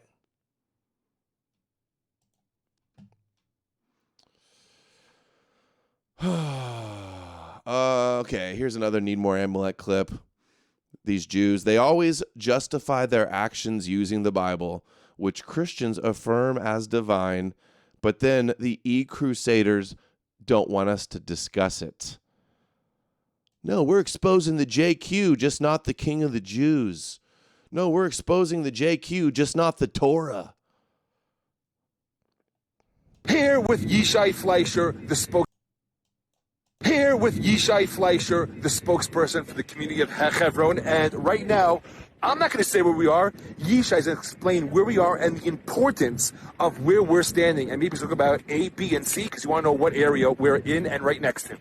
Right, well, we're actually between B and C, but forget that for a second. We're on the biblical highway. We're on Route 60, which goes from Beersheba to Hebron, to Bethlehem, to Jerusalem, to Bethel, to Shiloh and Shechem, one road where the majority of the Bible happened. And right over here behind me is a view onto the patriarchs and matriarchs. So it's a tomb, a plot of land which Abraham bought to bury his beloved wife Sarah, and then became the plot for the heroes of the book of Genesis, the founding fathers and mothers of the Jewish people. We're talking about developing this plot of land. It's very important. If we don't, the other side's going to steal it. And so we got to make sure to keep our heritage. If we don't steal it, somebody else will steal it. Where have we heard that one before?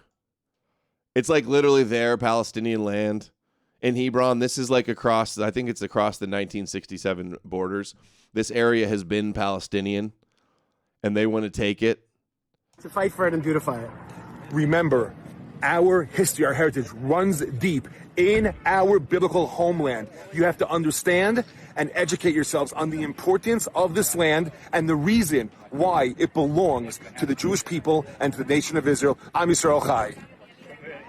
Yeah, I wish Europeans cared about European lands as much as Jews care about their holy land. But all the European Christians are more obsessed. They think Israel's the holy. They think their homeland's the holy land. And nobody calls these people racist, right? Well, they do, but they're able to get away with it. God is a real estate agent. Don't be anti-Semitic. My bad. Cool it with the anti-Semitic remarks. Here's another one from Need More Amalek. Oh, it's White Stag, Liam. Sent $20 on Rumble. Need a long show today. Driving across the cucked state of Florida. This helps the pain. I feel it, man. Talking to you guys helps my pain. All these thoughts in my head, all these feelings, all this info. And this is why I do the stream, so I can have somebody to talk to about it. You guys are basically like my therapists. Help me, Jesus! Help me, Jewish God! E-Crusaders want to shut us up about the true nature of Christianity and Catholicism while their church does this bullshit. I love this. Need More Amalek. They run cover with their effeminate tone policing and slander and lies and copes of the anti-Abrahamic critique. What's going on here? Archbishop Weissenberger, Detroit Catholic Archbishop. Today I joined hundreds walking to the ICE field office in Detroit, motivated by a truth that flows from the gospel. Everyone has inherent dignity. We recognize this dignity above all else and seek to bring our nation back to its roots of charity, accompaniment, that's a weird word, and welcome. So remember we played the clip a couple weeks ago. Also, the Catholic Church, the top guy that got appointed by the new Pope is down at the border attending ICE hearings with illegal immigrants. And here they are again, protesting the deportations. It's because the only people filling these churches, these Catholic churches anymore, are Latinos.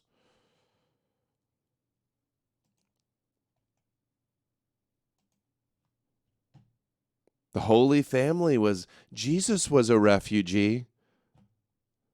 I was a stranger and you welcomed me. Look, they're literally sainted. Immigrants built America, and right there, and this is real Catholicism. But I love how I'll have to argue with spurging e-Crusader Catholics online, and they say, "Oh, the institution of Catholicism is the only reason white people exist, and we would have disappeared without them." And the only way we can have families and ensure the survival of Europeans is if we all submit to the institution of the church. If we all bow to Jesus. When in reality, what does the Pope say? What is the actual church doing? How many of the NGOs involved with Christians are the ones bringing in and advocating for mass immigration and open borders? And we all know this is the truth. And these Christians are just coping and lying.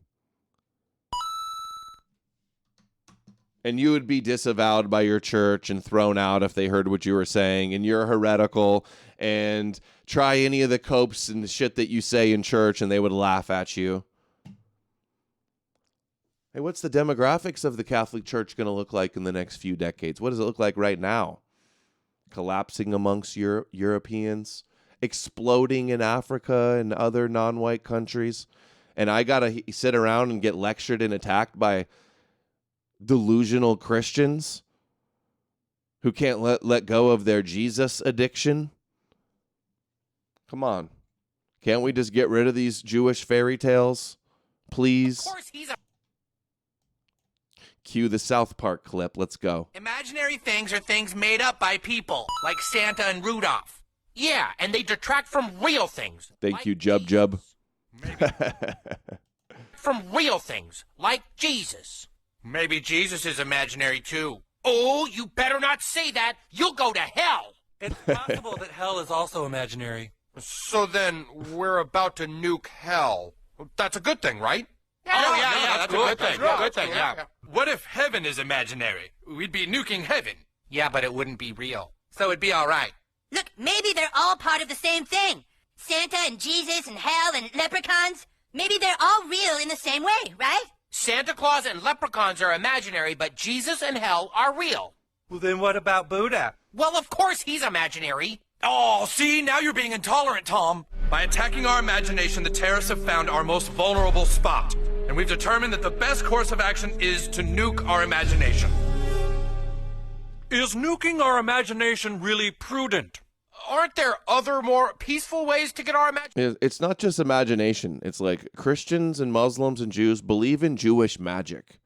They believe they believe superstitious Jewish magic. Let's call it what it is. One man's magic is another man's religion.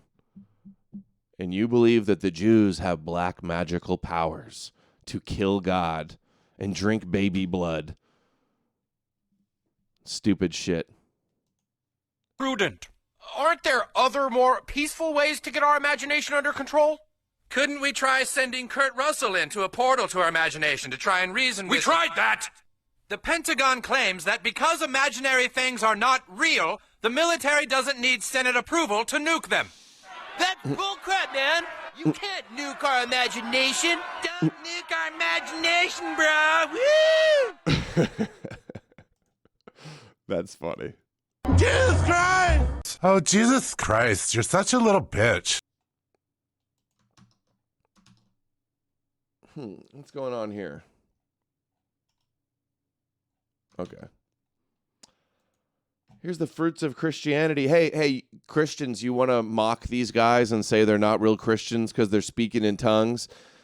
Well, then mock the apostles, because in the New Testament it talks about the apostles doing miracles. Them doing miracles was proof that Jesus really resurrected. They don't talk about Jesus doing miracles, only the apostles doing miracles. And here's some of those speaking in tongue miracles. Look at this. It's mental illness. And all of it is.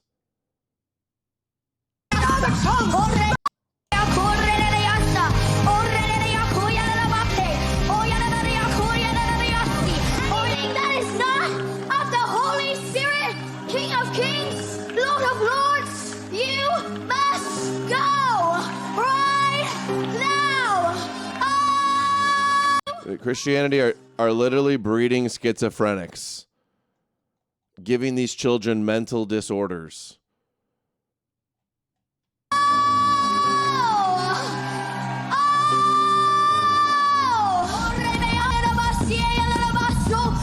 And why does this keep doing? Donald Trump's faith advisor, Paula White, she's in charge of of Christianity in the White House, the highest government position for Christianity, and she speaks like this. She speaks in tongues. See, she's a hardcore Zionist.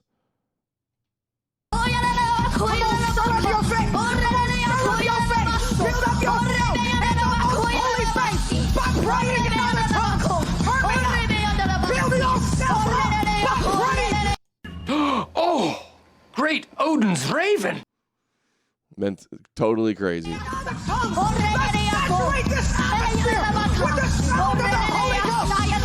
welcome the Holy Ghost. Speak in the language of heaven.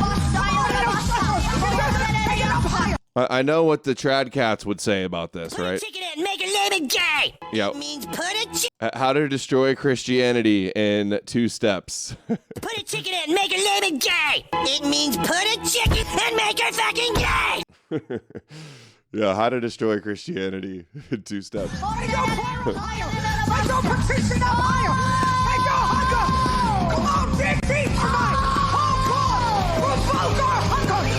Provoke our hunger. Okay, that's enough. Look at these people.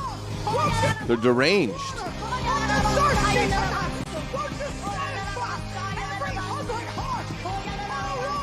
Hey, are we judging a tree by its fruits? What's funny though is that there's churches, like there's probably hundreds if not thousands of churches like this that act like this. Don't even get me into the black churches and the way they're doing things. But the Christians we argue with online, they'll be like, well, there's 2 billion Christians and only that many pagans. Like you're counting these in the statistics, by the way. And think of all the hundreds or thousands of churches that are, this is what's going on behind the closed doors. And compared to all of the based, racist, anti-Semitic churches in the world. you don't even have more influence than these kooks. E-Crusaders.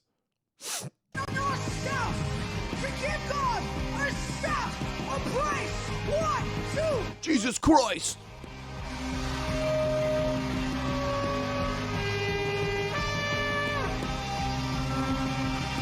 Don't tell me that's the...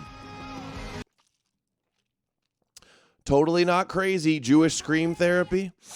Man, my nose, I've been like having allergies or something. My nose has been bothering me. Been having crazy sneeze attacks every day. I don't know what's going on. But I know one thing is as certain as anything is Christians taking L's. Here's another Washington Generals moment. Common Christian L. You don't know what you're doing. When you approach Jews from the Christian or Muslim perspective, you just end up making yourself look foolish.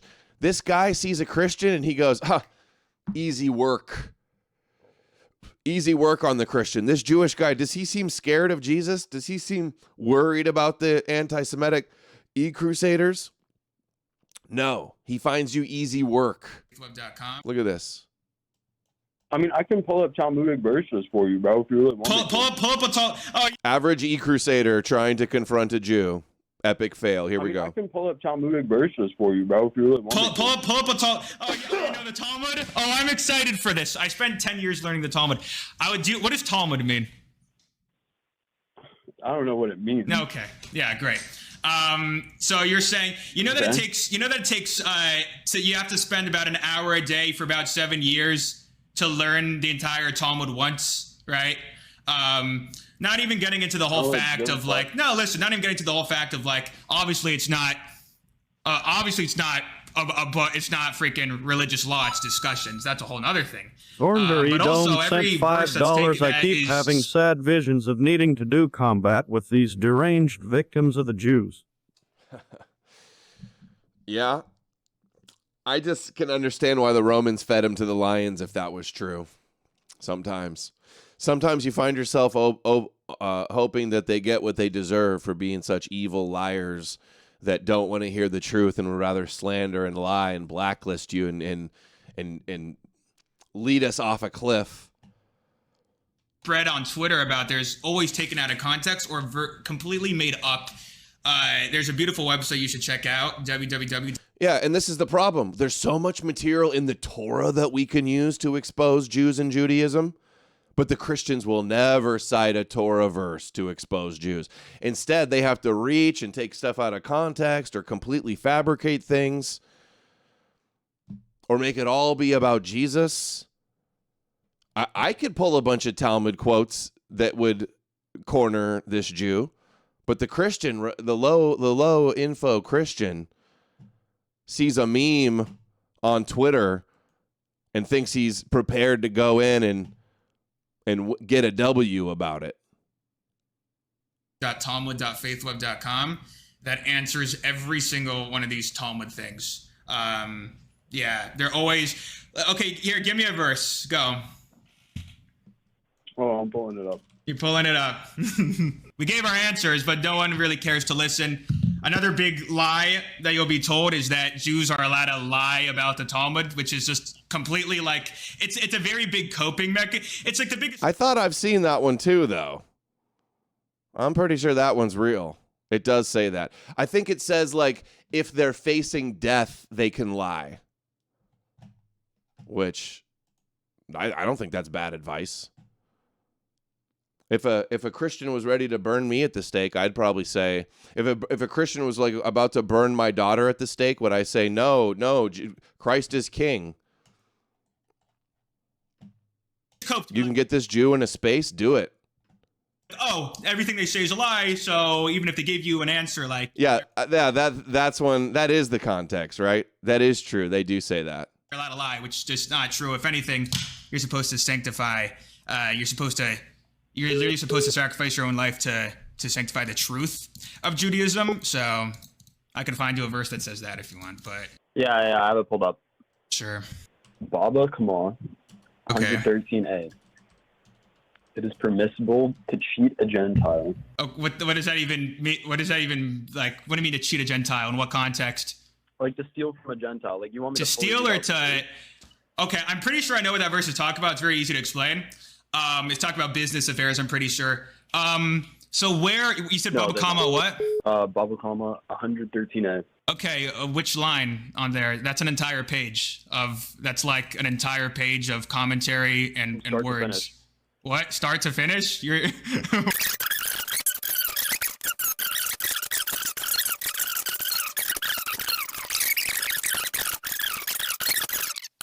Oh man! All right, just stay out of Palestine. Stay out of the Holy Land. Yeah, I'm totally there right now, bro. You know me.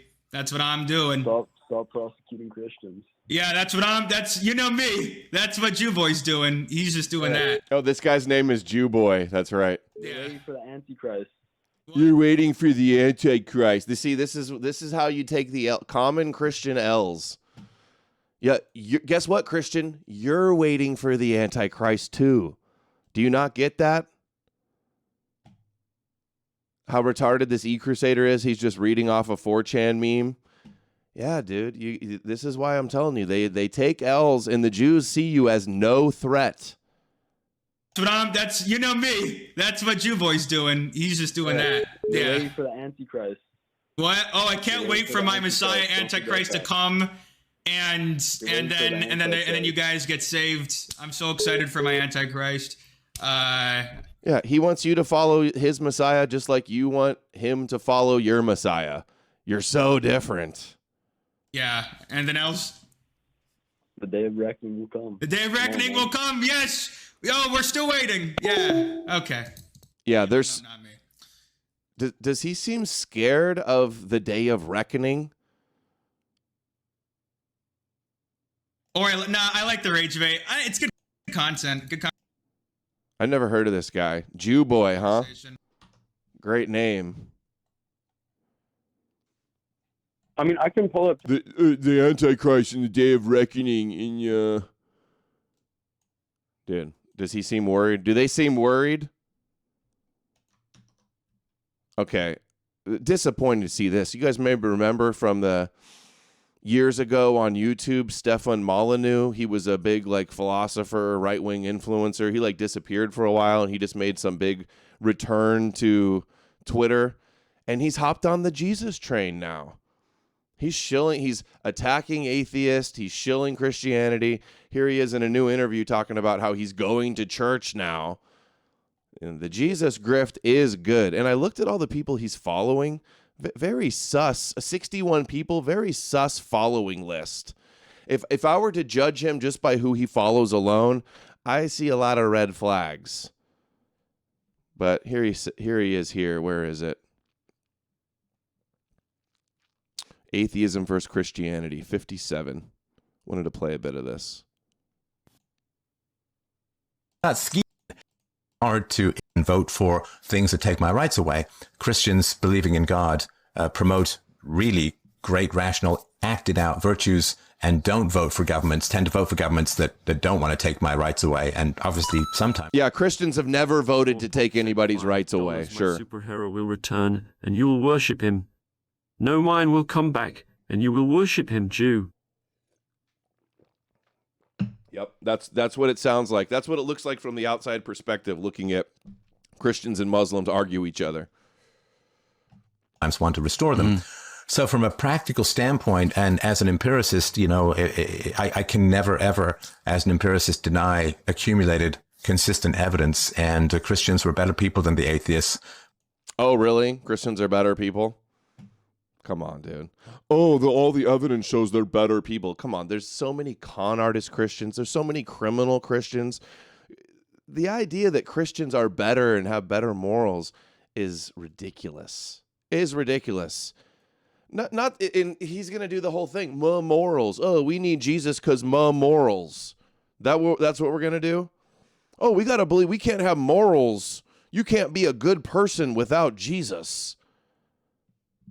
Without the Jewish myths, we can't be good people. We're more interested in morality and understood the world a whole lot better. Christians understand the world better? Are you out of your fucking mind?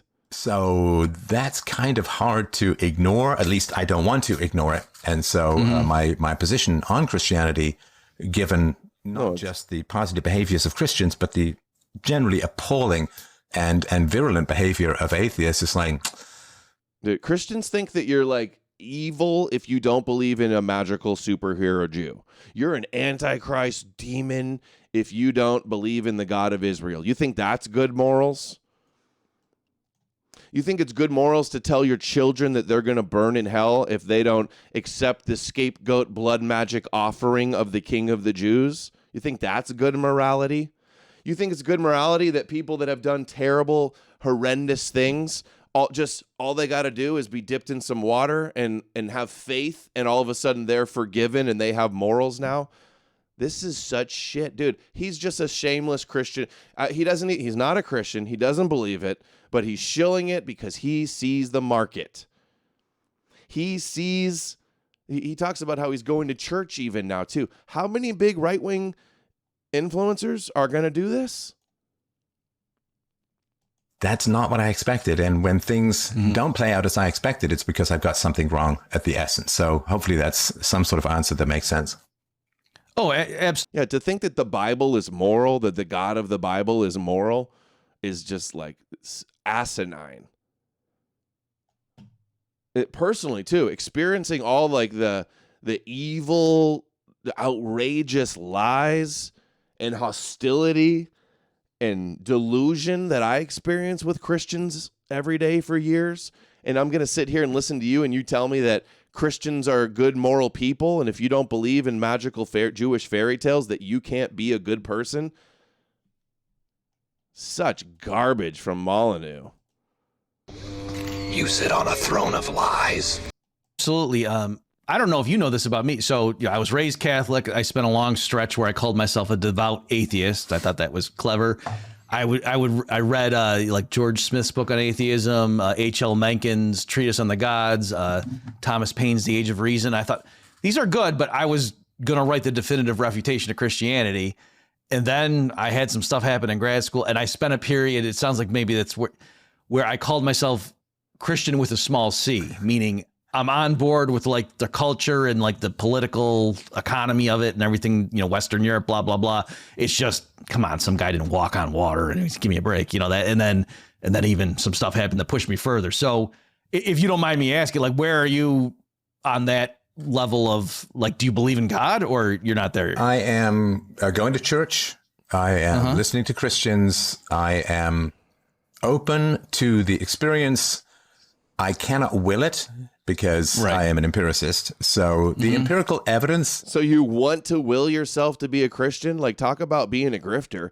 Well, I'm an atheist, but I'm going to church and I'm pandering to Christians and I want to believe. Like, this is Jordan Peterson shit.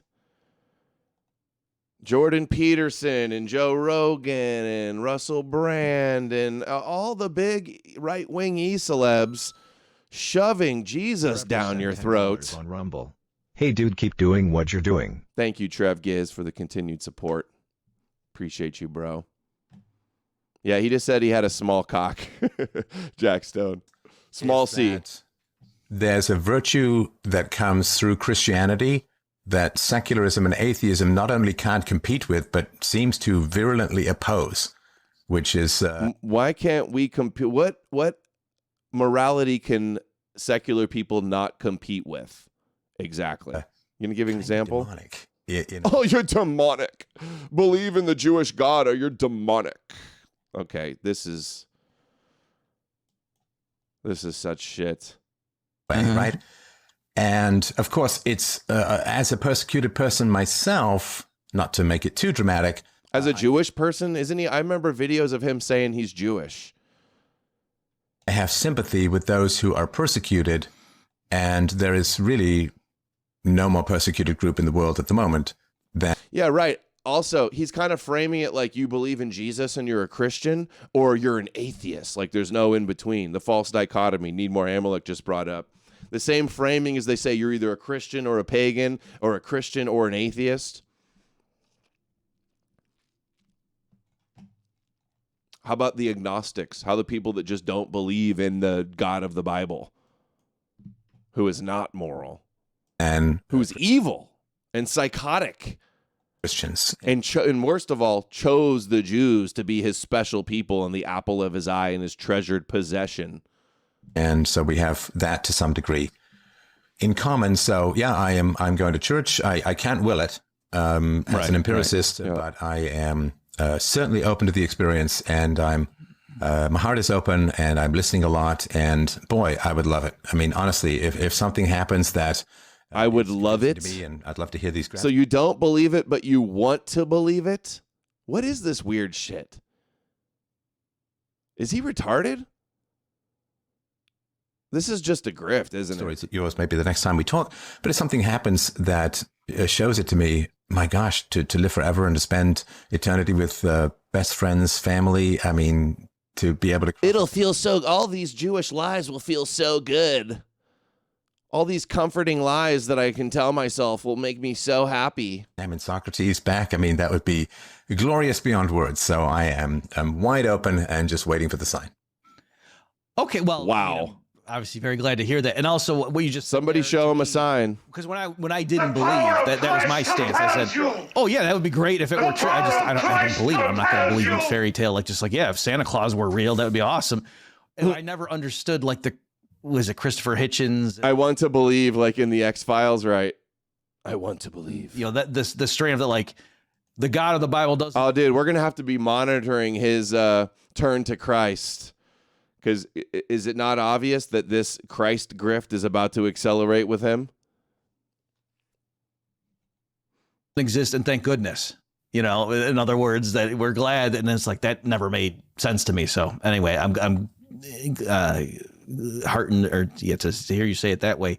Well, let me just, and again, folks, I know that was a big thing for me to bring up, and you're like, well, Bob, why? It's again because of the time constraints. I am never resistant to questions. You can ask me anything you want. Yeah. Okay, so I think. No, I want to hear. What else? Do you guys want to see some more? Atheism, morality and ethics, evolution of thought, rallying support and community, the cost of faithlessness, the nature of conspiracies. I wonder what he says about that. I don't know. Honestly, I don't really want to watch anymore. I'm annoyed. Let's hear what Rabbi Reuven has to say here from Needmore Amalek's post. Talking about Messianic Jews. Let's hear this. Just in recent years, Jews for Judaism, a very top-notch organization run by Rabbi Skobach, did a research, and they said that over 500,000 Jews, in recent history, over 500,000 Jews have converted to Christianity. Oh, but there's nothing more Jewish than rejecting Jesus. Oh, look at these 500,000 Jews believe in Jesus now. Jews all over YouTube promoting Jesus, by the way. All the first Christians Jewish, by the way. 500,000. You know what 500,000 is? If you say 500,000 in America, who cares 500,000? They have 400 million people. 500,000 people die from cigarettes. and nobody feels it. 500,000, what's a 500,000? Big deal, 500,000. We have 400 million. Am Yisrael has 20 million at best. We have 20 million. 500,000. So 1 in 40? About a significant percentage of the entire nation. Significant percentage of the entire nation. It's not for the population, there's probably more Jews for Jesus than Christian, anti-Semitic, racist Christians. Wouldn't you say, statistically, there's more Jews for Jesus? What is it? 500,000 would mean 1 in 40.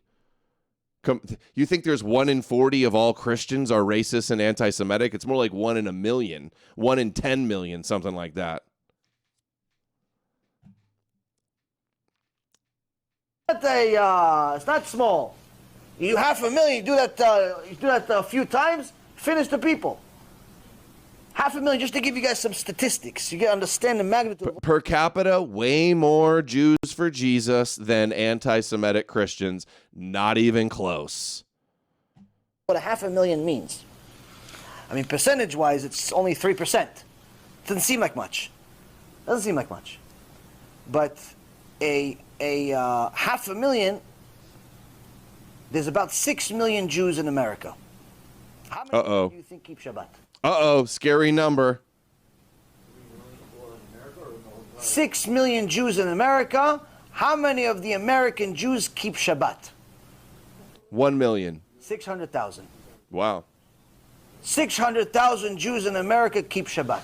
That means that the 500,000 that converted to Christianity is almost as many as what we have religious Jews in all of America. Hear that? I've said this before too. There's about as many Jews for Jesus as ultra-Orthodox Jews in the world, or maybe in America. Not only that, guys, there's more Jews for Jesus than anti-Semitic Christians per capita, definitely. And it maybe even just total too. And there's more Jews for Jesus than ultra-Orthodox Jews. There's more Jews that believe in Jesus than Jews that hate Jesus. All right? I remember this. It just spurred a memory. I remember Dr. Michael Brown, the Messianic Jew. He was making this argument too in some of his debates with Jews, saying there's more Jews for Jesus than ultra-Orthodox Jews. I'll give you some other sickening facts, since we're already on this topic, and we're going to have another show about this anyway. 68% of American Jews, so you're talking about 4.9 million almost. 70% of 6 million, that's approximately 4.9 million. 68%. Yeah, what a surprise. Good one, humans love cults. So 6 million in America and 600,000 keep Torah, like the two sacred numbers. Come on, bro. I'm starting to doubt these numerology statistics here, Rabbi Reuven. A Makshimo, Adam Green, no more news of Makshimo. May he be blotted out. Yeah, I remember. Of Jews in America do not believe that you have to believe in God in order to be a Jew. They do not believe that believing in God is compatible with Judaism, meaning it's not an obligation. Like Judaism is like a cult. It is. But it also, you can be Jewish and not follow Judaism too, though. I don't know. Hey guys, I saw somebody, I don't have it ready, but I want to see it. I didn't watch it yet. Rabbi Anava has a video about how he used to be like a gangster. Can anybody share that link for me? Does anybody have that? Amalek, are you in the chat still? I want to see that Rabbi Anava video of before he became a rabbi. I want to play that one too. I didn't see it in my bookmarks or my shares. But if anybody has that. What's the verdict on Rabbi Reuven here? Jew, guilty, you're Jew, doesn't matter. That Candace Owens soundbite gets me every time. Here's Dennis Prager on Christian anti-Semitism from his books. I'm such an expert on substituted a monotheistic faith for paganism. That should logically have been Judaism. Hold on, F5. I'm an expert on anti-Semitism. It's one of my specialties. Antisemitism. Chapter 8. Christian antisemitism. In the 4th century, the Roman Empire substituted a monotheistic faith for paganism. That faith should logically have been Judaism. It was Judaism that introduced God to the Roman world. It was Judaism alone that had opposed paganism for over 1,000 years. Hear that? Judaism opposed paganism for 1,000 years and finally conquered it with Christianity when they brought the God of the Jews to the Roman and Gentile world. See, this is what happens when you actually know what Jews say and think, and you're not just a low info, low IQ Christian e-crusader. Hear that? Oh, one of the biggest Zionists in the world encouraging Christianity and revealing the plot right here. Theistic faith for paganism. That faith century, the Roman Empire substituted a monotheistic faith for paganism. That faith should logically have been Judaism. It was Judaism that introduced God to the Roman world. It was Judaism alone that had opposed paganism for over 1,000 years. And then they created Christianity, and now you stupid Christians oppose paganism. You're anti-white, anti-European, hating on anything that's not Jewish. You neo-Jews. That's the new term. We're going to call Christians now. Some of the terms of the past, they're spiritual Jews, inwardly Jews. They're Judaism 2.0. They're Judaism light. They're neo-Jews. They're trans Jews. Which is your favorite? God to the Roman world. It was Judaism alone that had opposed paganism for over 1,000 years, and it was Judaism that by the 1st century of the Common Era counted approximately 1 out of every 10 citizens of the Roman Empire as an adherent. Yet the new Roman-sanctioned faith was Christianity, the creation of a handful of Jews. The religion Christianity was a creation of a handful of Jews that because of Christianity, the Romans acknowledged faith was Christianity and sanctioned while outlawing paganism, which was the Jewish goal all along. And Judaism and the synagogues were preserved and are now more powerful than ever today. Handful of Jews, and not Judaism, the religion from which Christianity took its God, its Bible, its Messiah, its apostles, and its founders. Why? Christianity was in many ways more accessible to the pagan world. Christianity offered pagans not only the incorporeal God of the Jews, but also a God in human form who died and was resurrected. In addition, it announced the good news that the Messiah had come, whereas the Jews were still waiting for him. Christianity also dropped Jewish law, which had been a major obstacle to many prospective converts. The Church adopted Paul's position, as articulated in Romans chapter 3, verse 28, that now that Christ had come, all God demanded was proper faith, and this faith ensured eternal salvation. Judaism, on the other hand, continued to demand adherence to its laws, and it focused much more on this world than on salvation. Christianity was also easier to convert to. Whereas conversion to Judaism meant not only adoption of the Jewish religion, but also membership in the Jewish nation, conversion to Christianity implied no breaking of or adding to previous national ties. Moreover, Christianity made the process of conversion for males physically painless by dropping the requirement of circumcision. The Jews rejected the messianic and far more... Kids, trans Jews isn't good or is good? Kids table Judaism? More important, the divine... Neo-Jews is the best. They want to call us neo-pagans, well, we'll call them neo-Jews. And it's actually true. Along with the de-emphasis on law and elimination of peoplehood. But church leaders could not ignore the Jews' denial of the validity of Christianity. The Jews were not merely another group of non-Christian pagans. If it were... Oh, wanted to hear more. Anyway... What does this Zionist propaganda say here? Christians, for so long, have been the #1 supporters of Israel since its reestablishment, from saving Jews during the... #1, Nick Fuentes says he hates Christians more than Jewish power.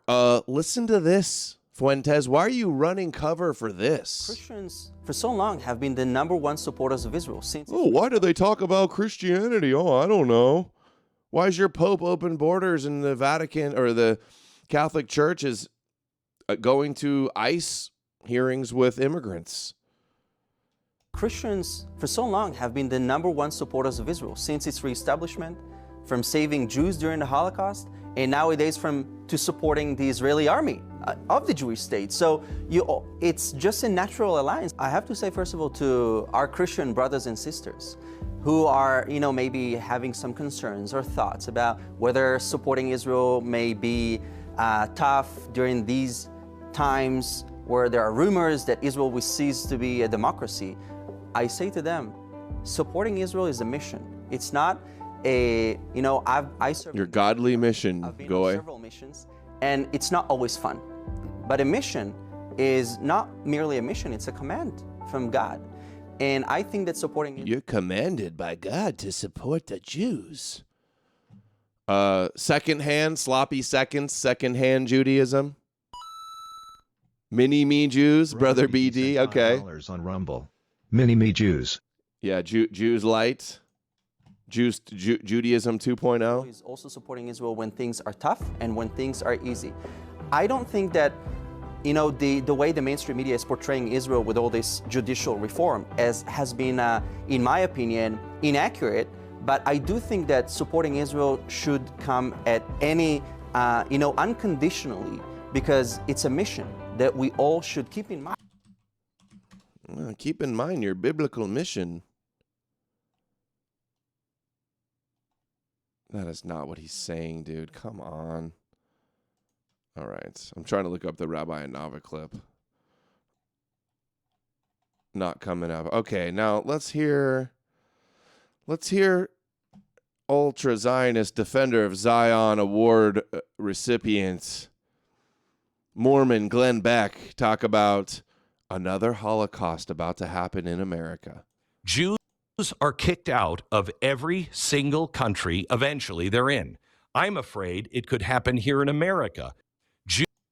Jonathan Greenblatt's book, It Could Happen Here. The new anti-Semitism czar, the Chabad rabbi, says we're in it's just like 1930s Germany. The rise in the Christian anti-Semitism, the Muslim-Christian alliance, the Gog and Magog, all the nations turning against Israel. Israel's trouble. Jacob's trouble, I should say. Birth pangs of the Moshiach. Jacob's trouble. The Christians and their blood libels are playing into this Jewish victimhood narrative that's going to get us all destroyed. And this is the narrative that I've been telling you. Jews are kicked out of every single country eventually they're in. I'm afraid it could happen here in America. Jews are kicked out of every... Okay, and then now we have Elmo saying tweets like this supposedly being hacked.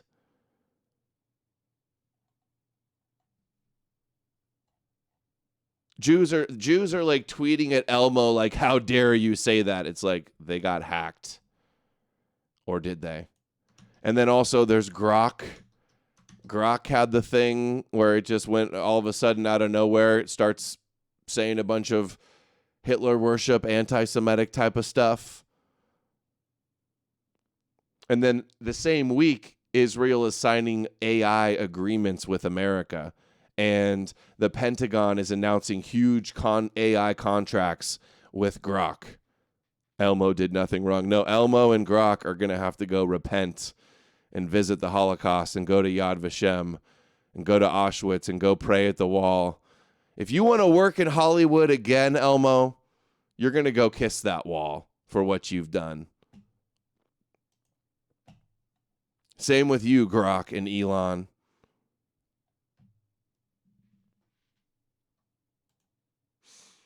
It's like, geez, Elmo, what are you doing, Elmo? Boy, that escalated quickly. I mean, that really got out of hand fast. And it jumped up and what does this do? Didn't it? What does this do? It fuels the narrative of the eternal victims and the rising baseless hatred and blaming the Jews and calling for the genocide of Jews. Okay?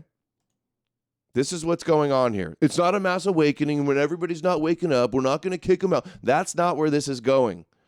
This is the pretext for them to crush Western civilization. Hacked by the IDF. This is something that the IDF would do. Because who benefits from this? Crystal knocked on Sesame Street. Tickle Me Elmo had to be Jewish.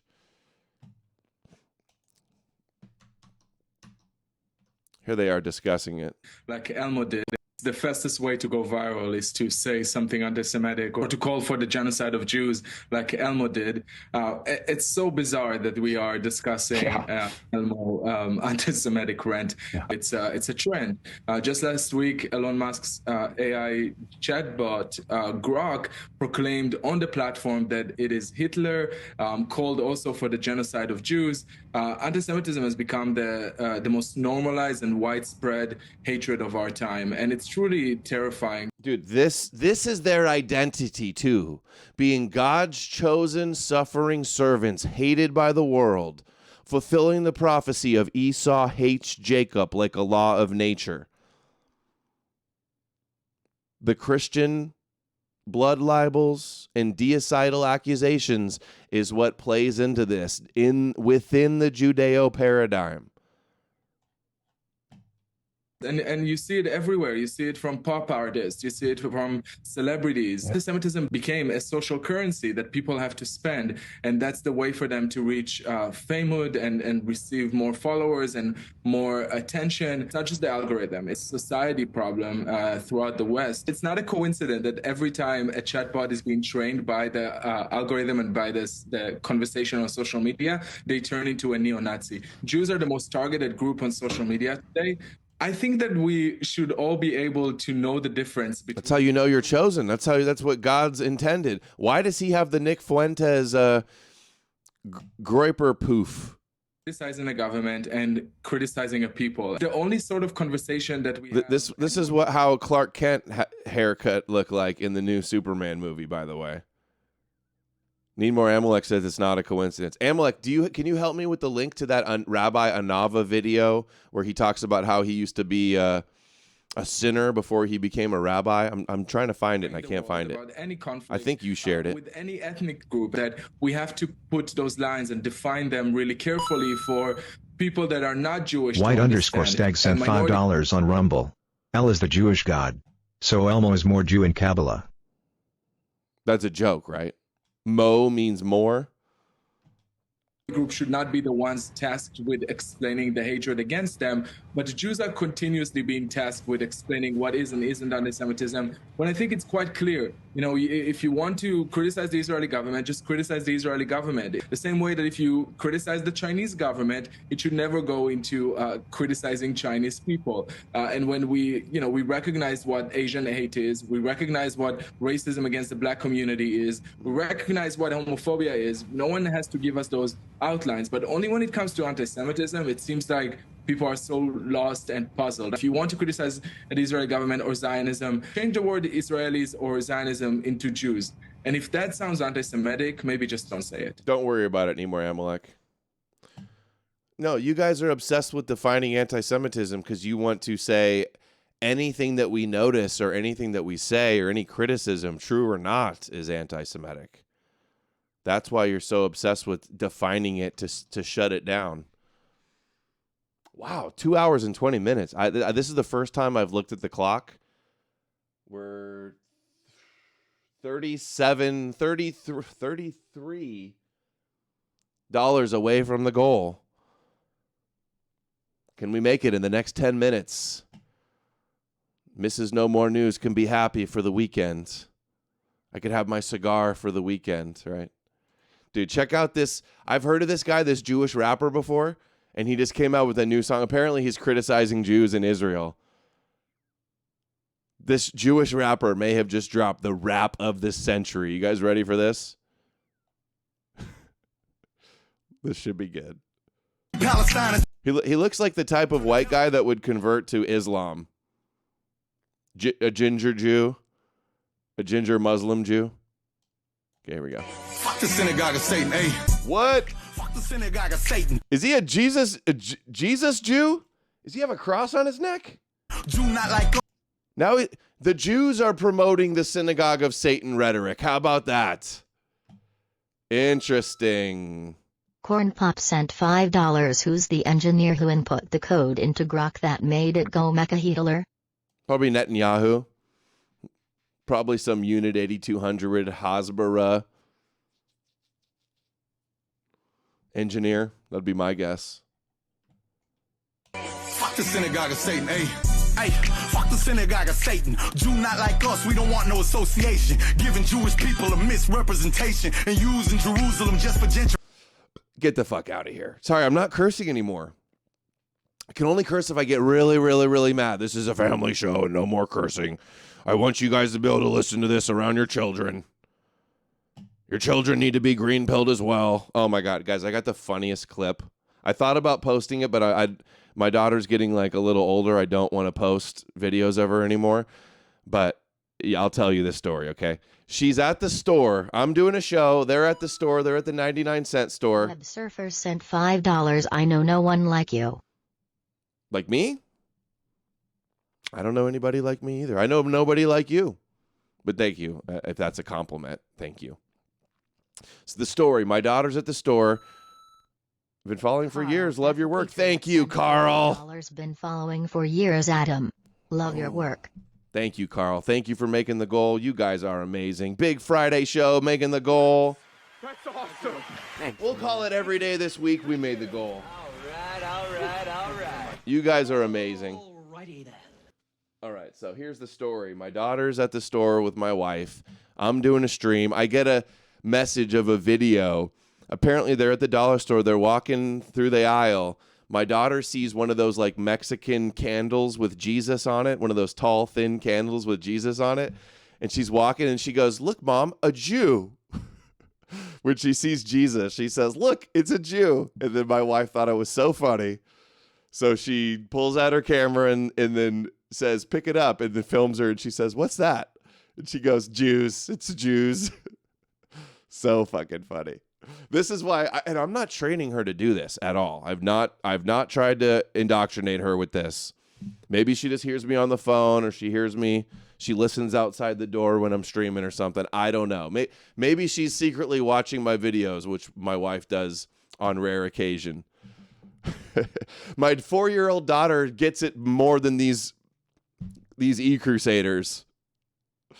And remember, if any of you guys remember, like a few months ago, it was so funny. She also told me, "Daddy, your show is Jewish." That's what my 4-year-old daughter told me.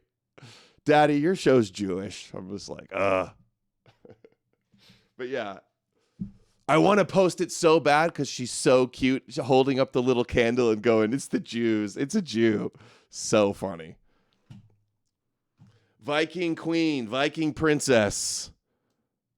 Fuck the synagogue of Satan, hey. Hey, fuck the synagogue of Satan. Do not like us, we don't want no association. Giving Jewish people a misrepresentation and using Jerusalem just for gentrification. The devil in disguise, this shit identity fraud. You claiming my religion, but you don't believe in God. You killed Jesus Christ, then you killed hip-hop. My good Jewish people, it's time to drain the swamp. Dude, okay, now, all the Christians are going to be like, this is, all the Christians out there like this guy more than me now. "Oh, it's the synagogue of Satan. They're the fake Jews. They don't really believe in God." The Christians are like, based. That Adam Green, though, he works for the Jews. He's an antichrist that hates Jesus and works for the Jews. But this Jew, this rapper Jew, he gets it. Which way, Western man? Bryce sent $33. Thank you. Jesus, Bryce, helping us get the goal. Thank you, buddy. Smash the goal. I hadn't watched this thing all the way through. I watched a couple seconds of it. I didn't realize it was a Jew for Jesus spewing all the Christian-controlled op talking points. Yeah, this guy's doing, this Jewish rapper is doing more to make Christian anti-Semitism look cringe than I could ever do. So good. All right, we're going to play it all the way through, and I'm not going to stop it. Fuck the synagogue of Satan, hey. Hey, fuck the synagogue of Satan. Jew not like us, we don't want no association. Giving Jewish people a misrepresentation and using Jerusalem just for gentrification. The devil in disguise, this shit identity fraud. You claiming my religion, but you don't believe in God. You killed Jesus Christ, then you killed hip-hop. My good Jewish people, it's time to drain the swamp. Exposing the snakes in the ground. Oh, hey, guys. Drain the swamp. Trump's draining the synagogue of Satan swamp. You heard it here first, guys. This makes me want to play some more of his songs. And the hypocrites eliminate all the pedophiles and degenerates. Abusing our tribe is something to hide behind. Even the Bible said you're the destruction of mankind. Ruining our culture, you the dirtiest and slimiest. You the reason that the whole world hating Zionists. You the reason that I have to deal with antisemitism and keep having to apologize to Muslims and Christians. Because everybody blaming Israel. Because of y'all, civilian children are getting killed. I'm unifying Ashkenazi and Sephardic. Let's free. Because of Israel, Jews or people are blaming Israel. Because of Jews, people are blaming Jews. Hey, Jews, stop making Jews look bad. Okay. Faster Results sent $5 on Rumble. Is there an FAQ for Green Pill? You say just spread the message. I can't help but feel there's no plan. Can you elucidate an actual summary of things you would like to see? Fuentes has planned at least. Awareness is the first step to identify the problem. That's number one. That's the stage that I'm working on. What is Nick's plan? Oh, we're going to get a bunch of Christian Catholics in government to secretly become based. Yeah. Oh, we're going to cry about Jews hating Jesus until we take power. Okay, yeah, that's working out well. Yeah, he's put in the spotlight. He was just put on CNN yesterday, by the way. He's put in the spotlight because he's the Jewish boogeyman. Because he's crying about synagogue of Satan and Jews killed Jesus, just like this black rapper here. What's Nick's plan? Shill for Trump for 8 years? What's Nick's plan? Kanye West for presidency? What's Nick's plan? Worship Jesus more? Yeah, pray to Jesus. What's Nick's plan? Everybody become Catholic? Okay, great plans. Yeah, the plan is first to raise awareness about the Abrahamic religions being fake because they're a huge problem. Christianity and Islam are interfering and are an impediment with opposing Jews and Judaism. On Rumble. Christians claim the world or the rest of the Christians are tricked by Satan, yet it seems Christianity is what should be investigated when it works like the COVID lockdown. Yeah, they're always trying to heap all the blame on Satan and Satanist or Synagogue of Satan. Yeah, what's Nick's plan? The Jews convert to believe in Jesus? Mission accomplished? What's Nick's plan? That the Antichrist rules and Jesus comes and conquers the world? That's the plan? Watching my first donation. Thank you. I love to hear first donators. We are growing. Yeah, what's Nick's plan? But the Antichrist is going to rule and then Jesus is going to come and trust the plan, come and save us? Palestine and turn the devil to our everybody blaming Israel. Because of y'all, civilian children are getting killed. I'm unifying Ashkenazi and Sephardic. Let's free Palestine and turn the devil to our target. Because we long overdue for a peaceful compromise. Once we recognize there's evil on both sides. Soldiers in the IDF, I pray your soul is blessed. But understand Hamas ain't the only terrorists. Jewish privileges, I haven't received any. The Rothschild family hasn't given me a penny. George Soros hasn't given me a dime. See, he's the type of swine that's an enemy of mine. Lord, protect my bloodline from the Jeffrey Epsteins, the Harvey Weinsteins, raping and molesting, government officials who stand for ethnic cleansing, crooked politicians on the right and the left wing, Nancy Pelosi manipulating stocks, and fuck Larry Fink, the owner of BlackRock. You think Scott Gottlieb is living by the Torah? His grandfather created MK Ultra, and he's the same guy behind the Pfizer vaccine. Dude, why is this guy so much more base than Tom McDonald? Dude. Are you not entertained? Are you not entertained? Fuck the synagogue of Satan. Why you here? This is what the Wigger E-Crusader Christians sound like. Fuck the synagogue of Satan. You killed Jesus. You're not the real Jews. You don't believe in God. This is how cringe the E-Crusaders sound like.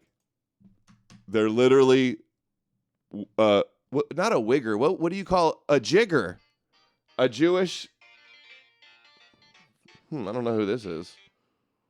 Okay, that's weird. Weird area code. The Jigga what? Jewish wigga? Oh, that's funny, right? Jigga. Jigga, Jinja Jigga?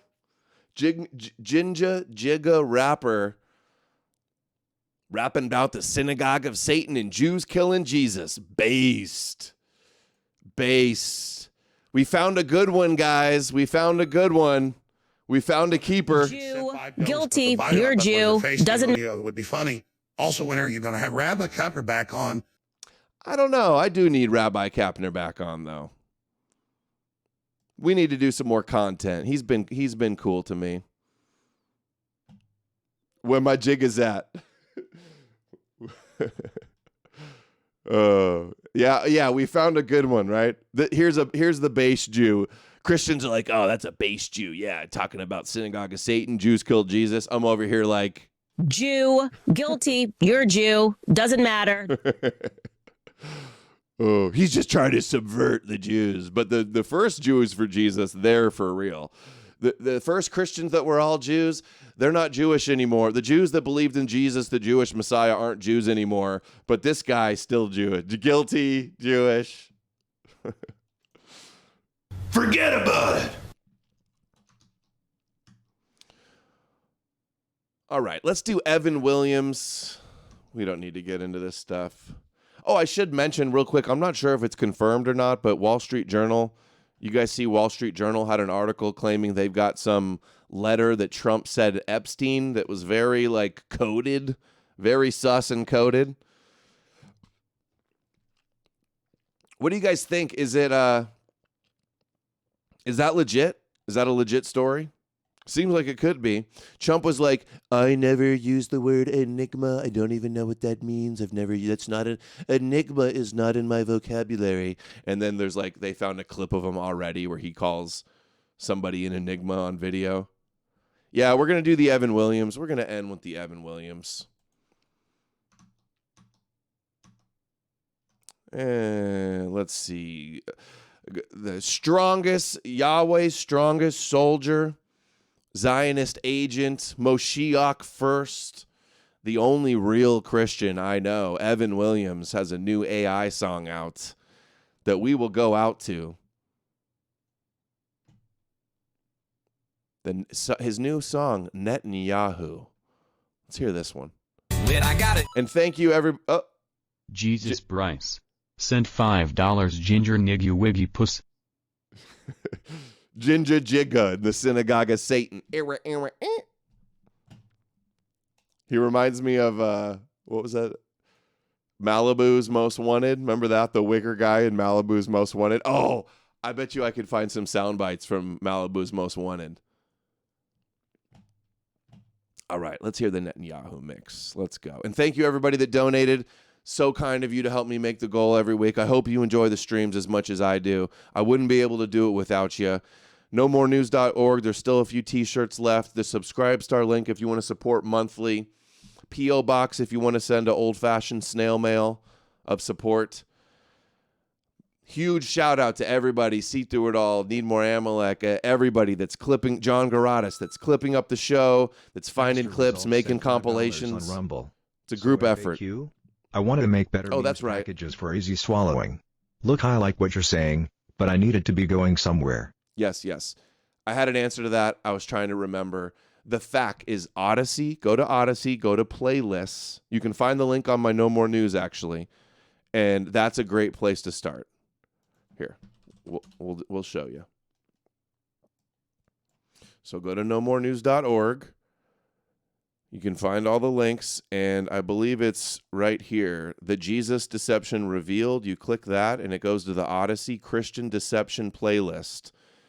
And there you can start on the playlist. There's a couple, edited introductions to my debates, opening statements that'll give you the whole idea in a nutshell. And then you could also go to, maybe I'll have to add that, but the rabbi compilation too. These, powerful compilations showing the Christians and the rabbis and the whole big picture, the whole conspiracy. So that's the best way for now.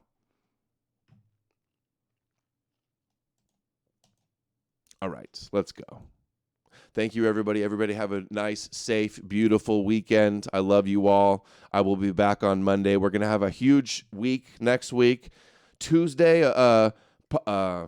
influencer named Pod Awful is coming on the show. We'll talk some Christianity and some other news, some gossip maybe. He's like a funny guy. Wednesday night, Owen Schroyer from InfoWars is coming on. Thursday, I've got a leader from Asatru, the pagan group, the Nordic pagan group. So huge show next week. Hope you guys all stay tuned. I love you all. Let me know what you think in the comments. I love reading your comments. Share the link, give it a like, subscribe, educate yourself, share your friends, educate others. Oh, also, any day now I'm getting my new wireless mic, and I'm going to be doing a whole bunch of man on the streets, talking to Christians on the street, talking to non-believers on the streets, and going to churches and talking to priests and pastors and fathers. And we're going to give you the real scoop and show you what real Christians actually think and say about all these e-crusader lies and copes. So stay tuned for that. Thanks, guys. Love you all. See you on Monday. This July 4th got thinking about America, our freedom we take for granted. We wouldn't have none of them if it wasn't for the state of Israel. Osama bin Laden would be president. Y'all know Barack Hussein Obama would be his vice president. But it takes a great man to lead a great country. And I think y'all know who I'm talking about, His Excellency Benjamin Netanyahu. Netanyahu, I'll do anything for you. You make me want to be a Jew. I want to read the Torah just like you, would be a dream come true. After October 7th, I cried and shit myself silly for a month straight. I thought the Holy Land was gonna fall under Muslim control. Then I heard a podcast from Rabbi Mark Labin calling for righteous Goyim to join the Israeli army. It was a sign from God, I'm a coming Israel. Netanyahu, I'll do anything for you. You make me want to get you. I want to read the Talmud just like you, would be a dream come true. When I got to Israel, all the Jews were spitting on me, but I knew it was a sign of respect.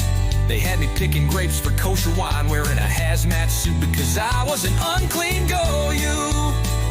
It was the honor of my life, and I thank y'all for the opportunity to serve the Jews. They gave me a shirt that said disposable Goyim and told me I would be a human shield for God's chosen peace keepers while they bombed schools and hospitals to rubble just like the Torah commanded. Damn right Israel has a right to defend itself from toddlers and pregnant women. Netanyahu, I'll do anything for you.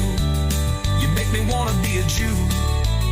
I want to read the Zohar just like you, would be a dream come true. I told him I would gladly be a human shield for God has chosen people. It was like I won the righteous Gentile lottery, and Hashem was going to send me to Gentile heaven when I die. You're the greatest leader of all time. You are so merciful and wise. Israel is the greatest country on earth.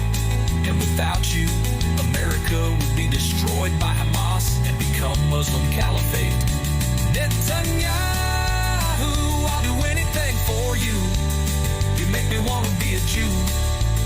I want to read the protocols of the elders of Zion just like you. It would be a dream come true. After seeing all the love for G-cans blown up and people shot waiting in line for food, I knew I was doing God's work for his chosen people. Donald Tuck would be so proud of me. I will die for Israel happily. Thank y'all for the spiritual blessings.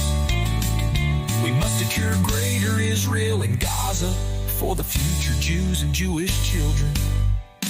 Netanyahu, I'll do anything for you. I asked for a country album, and we got it. It would be a dream come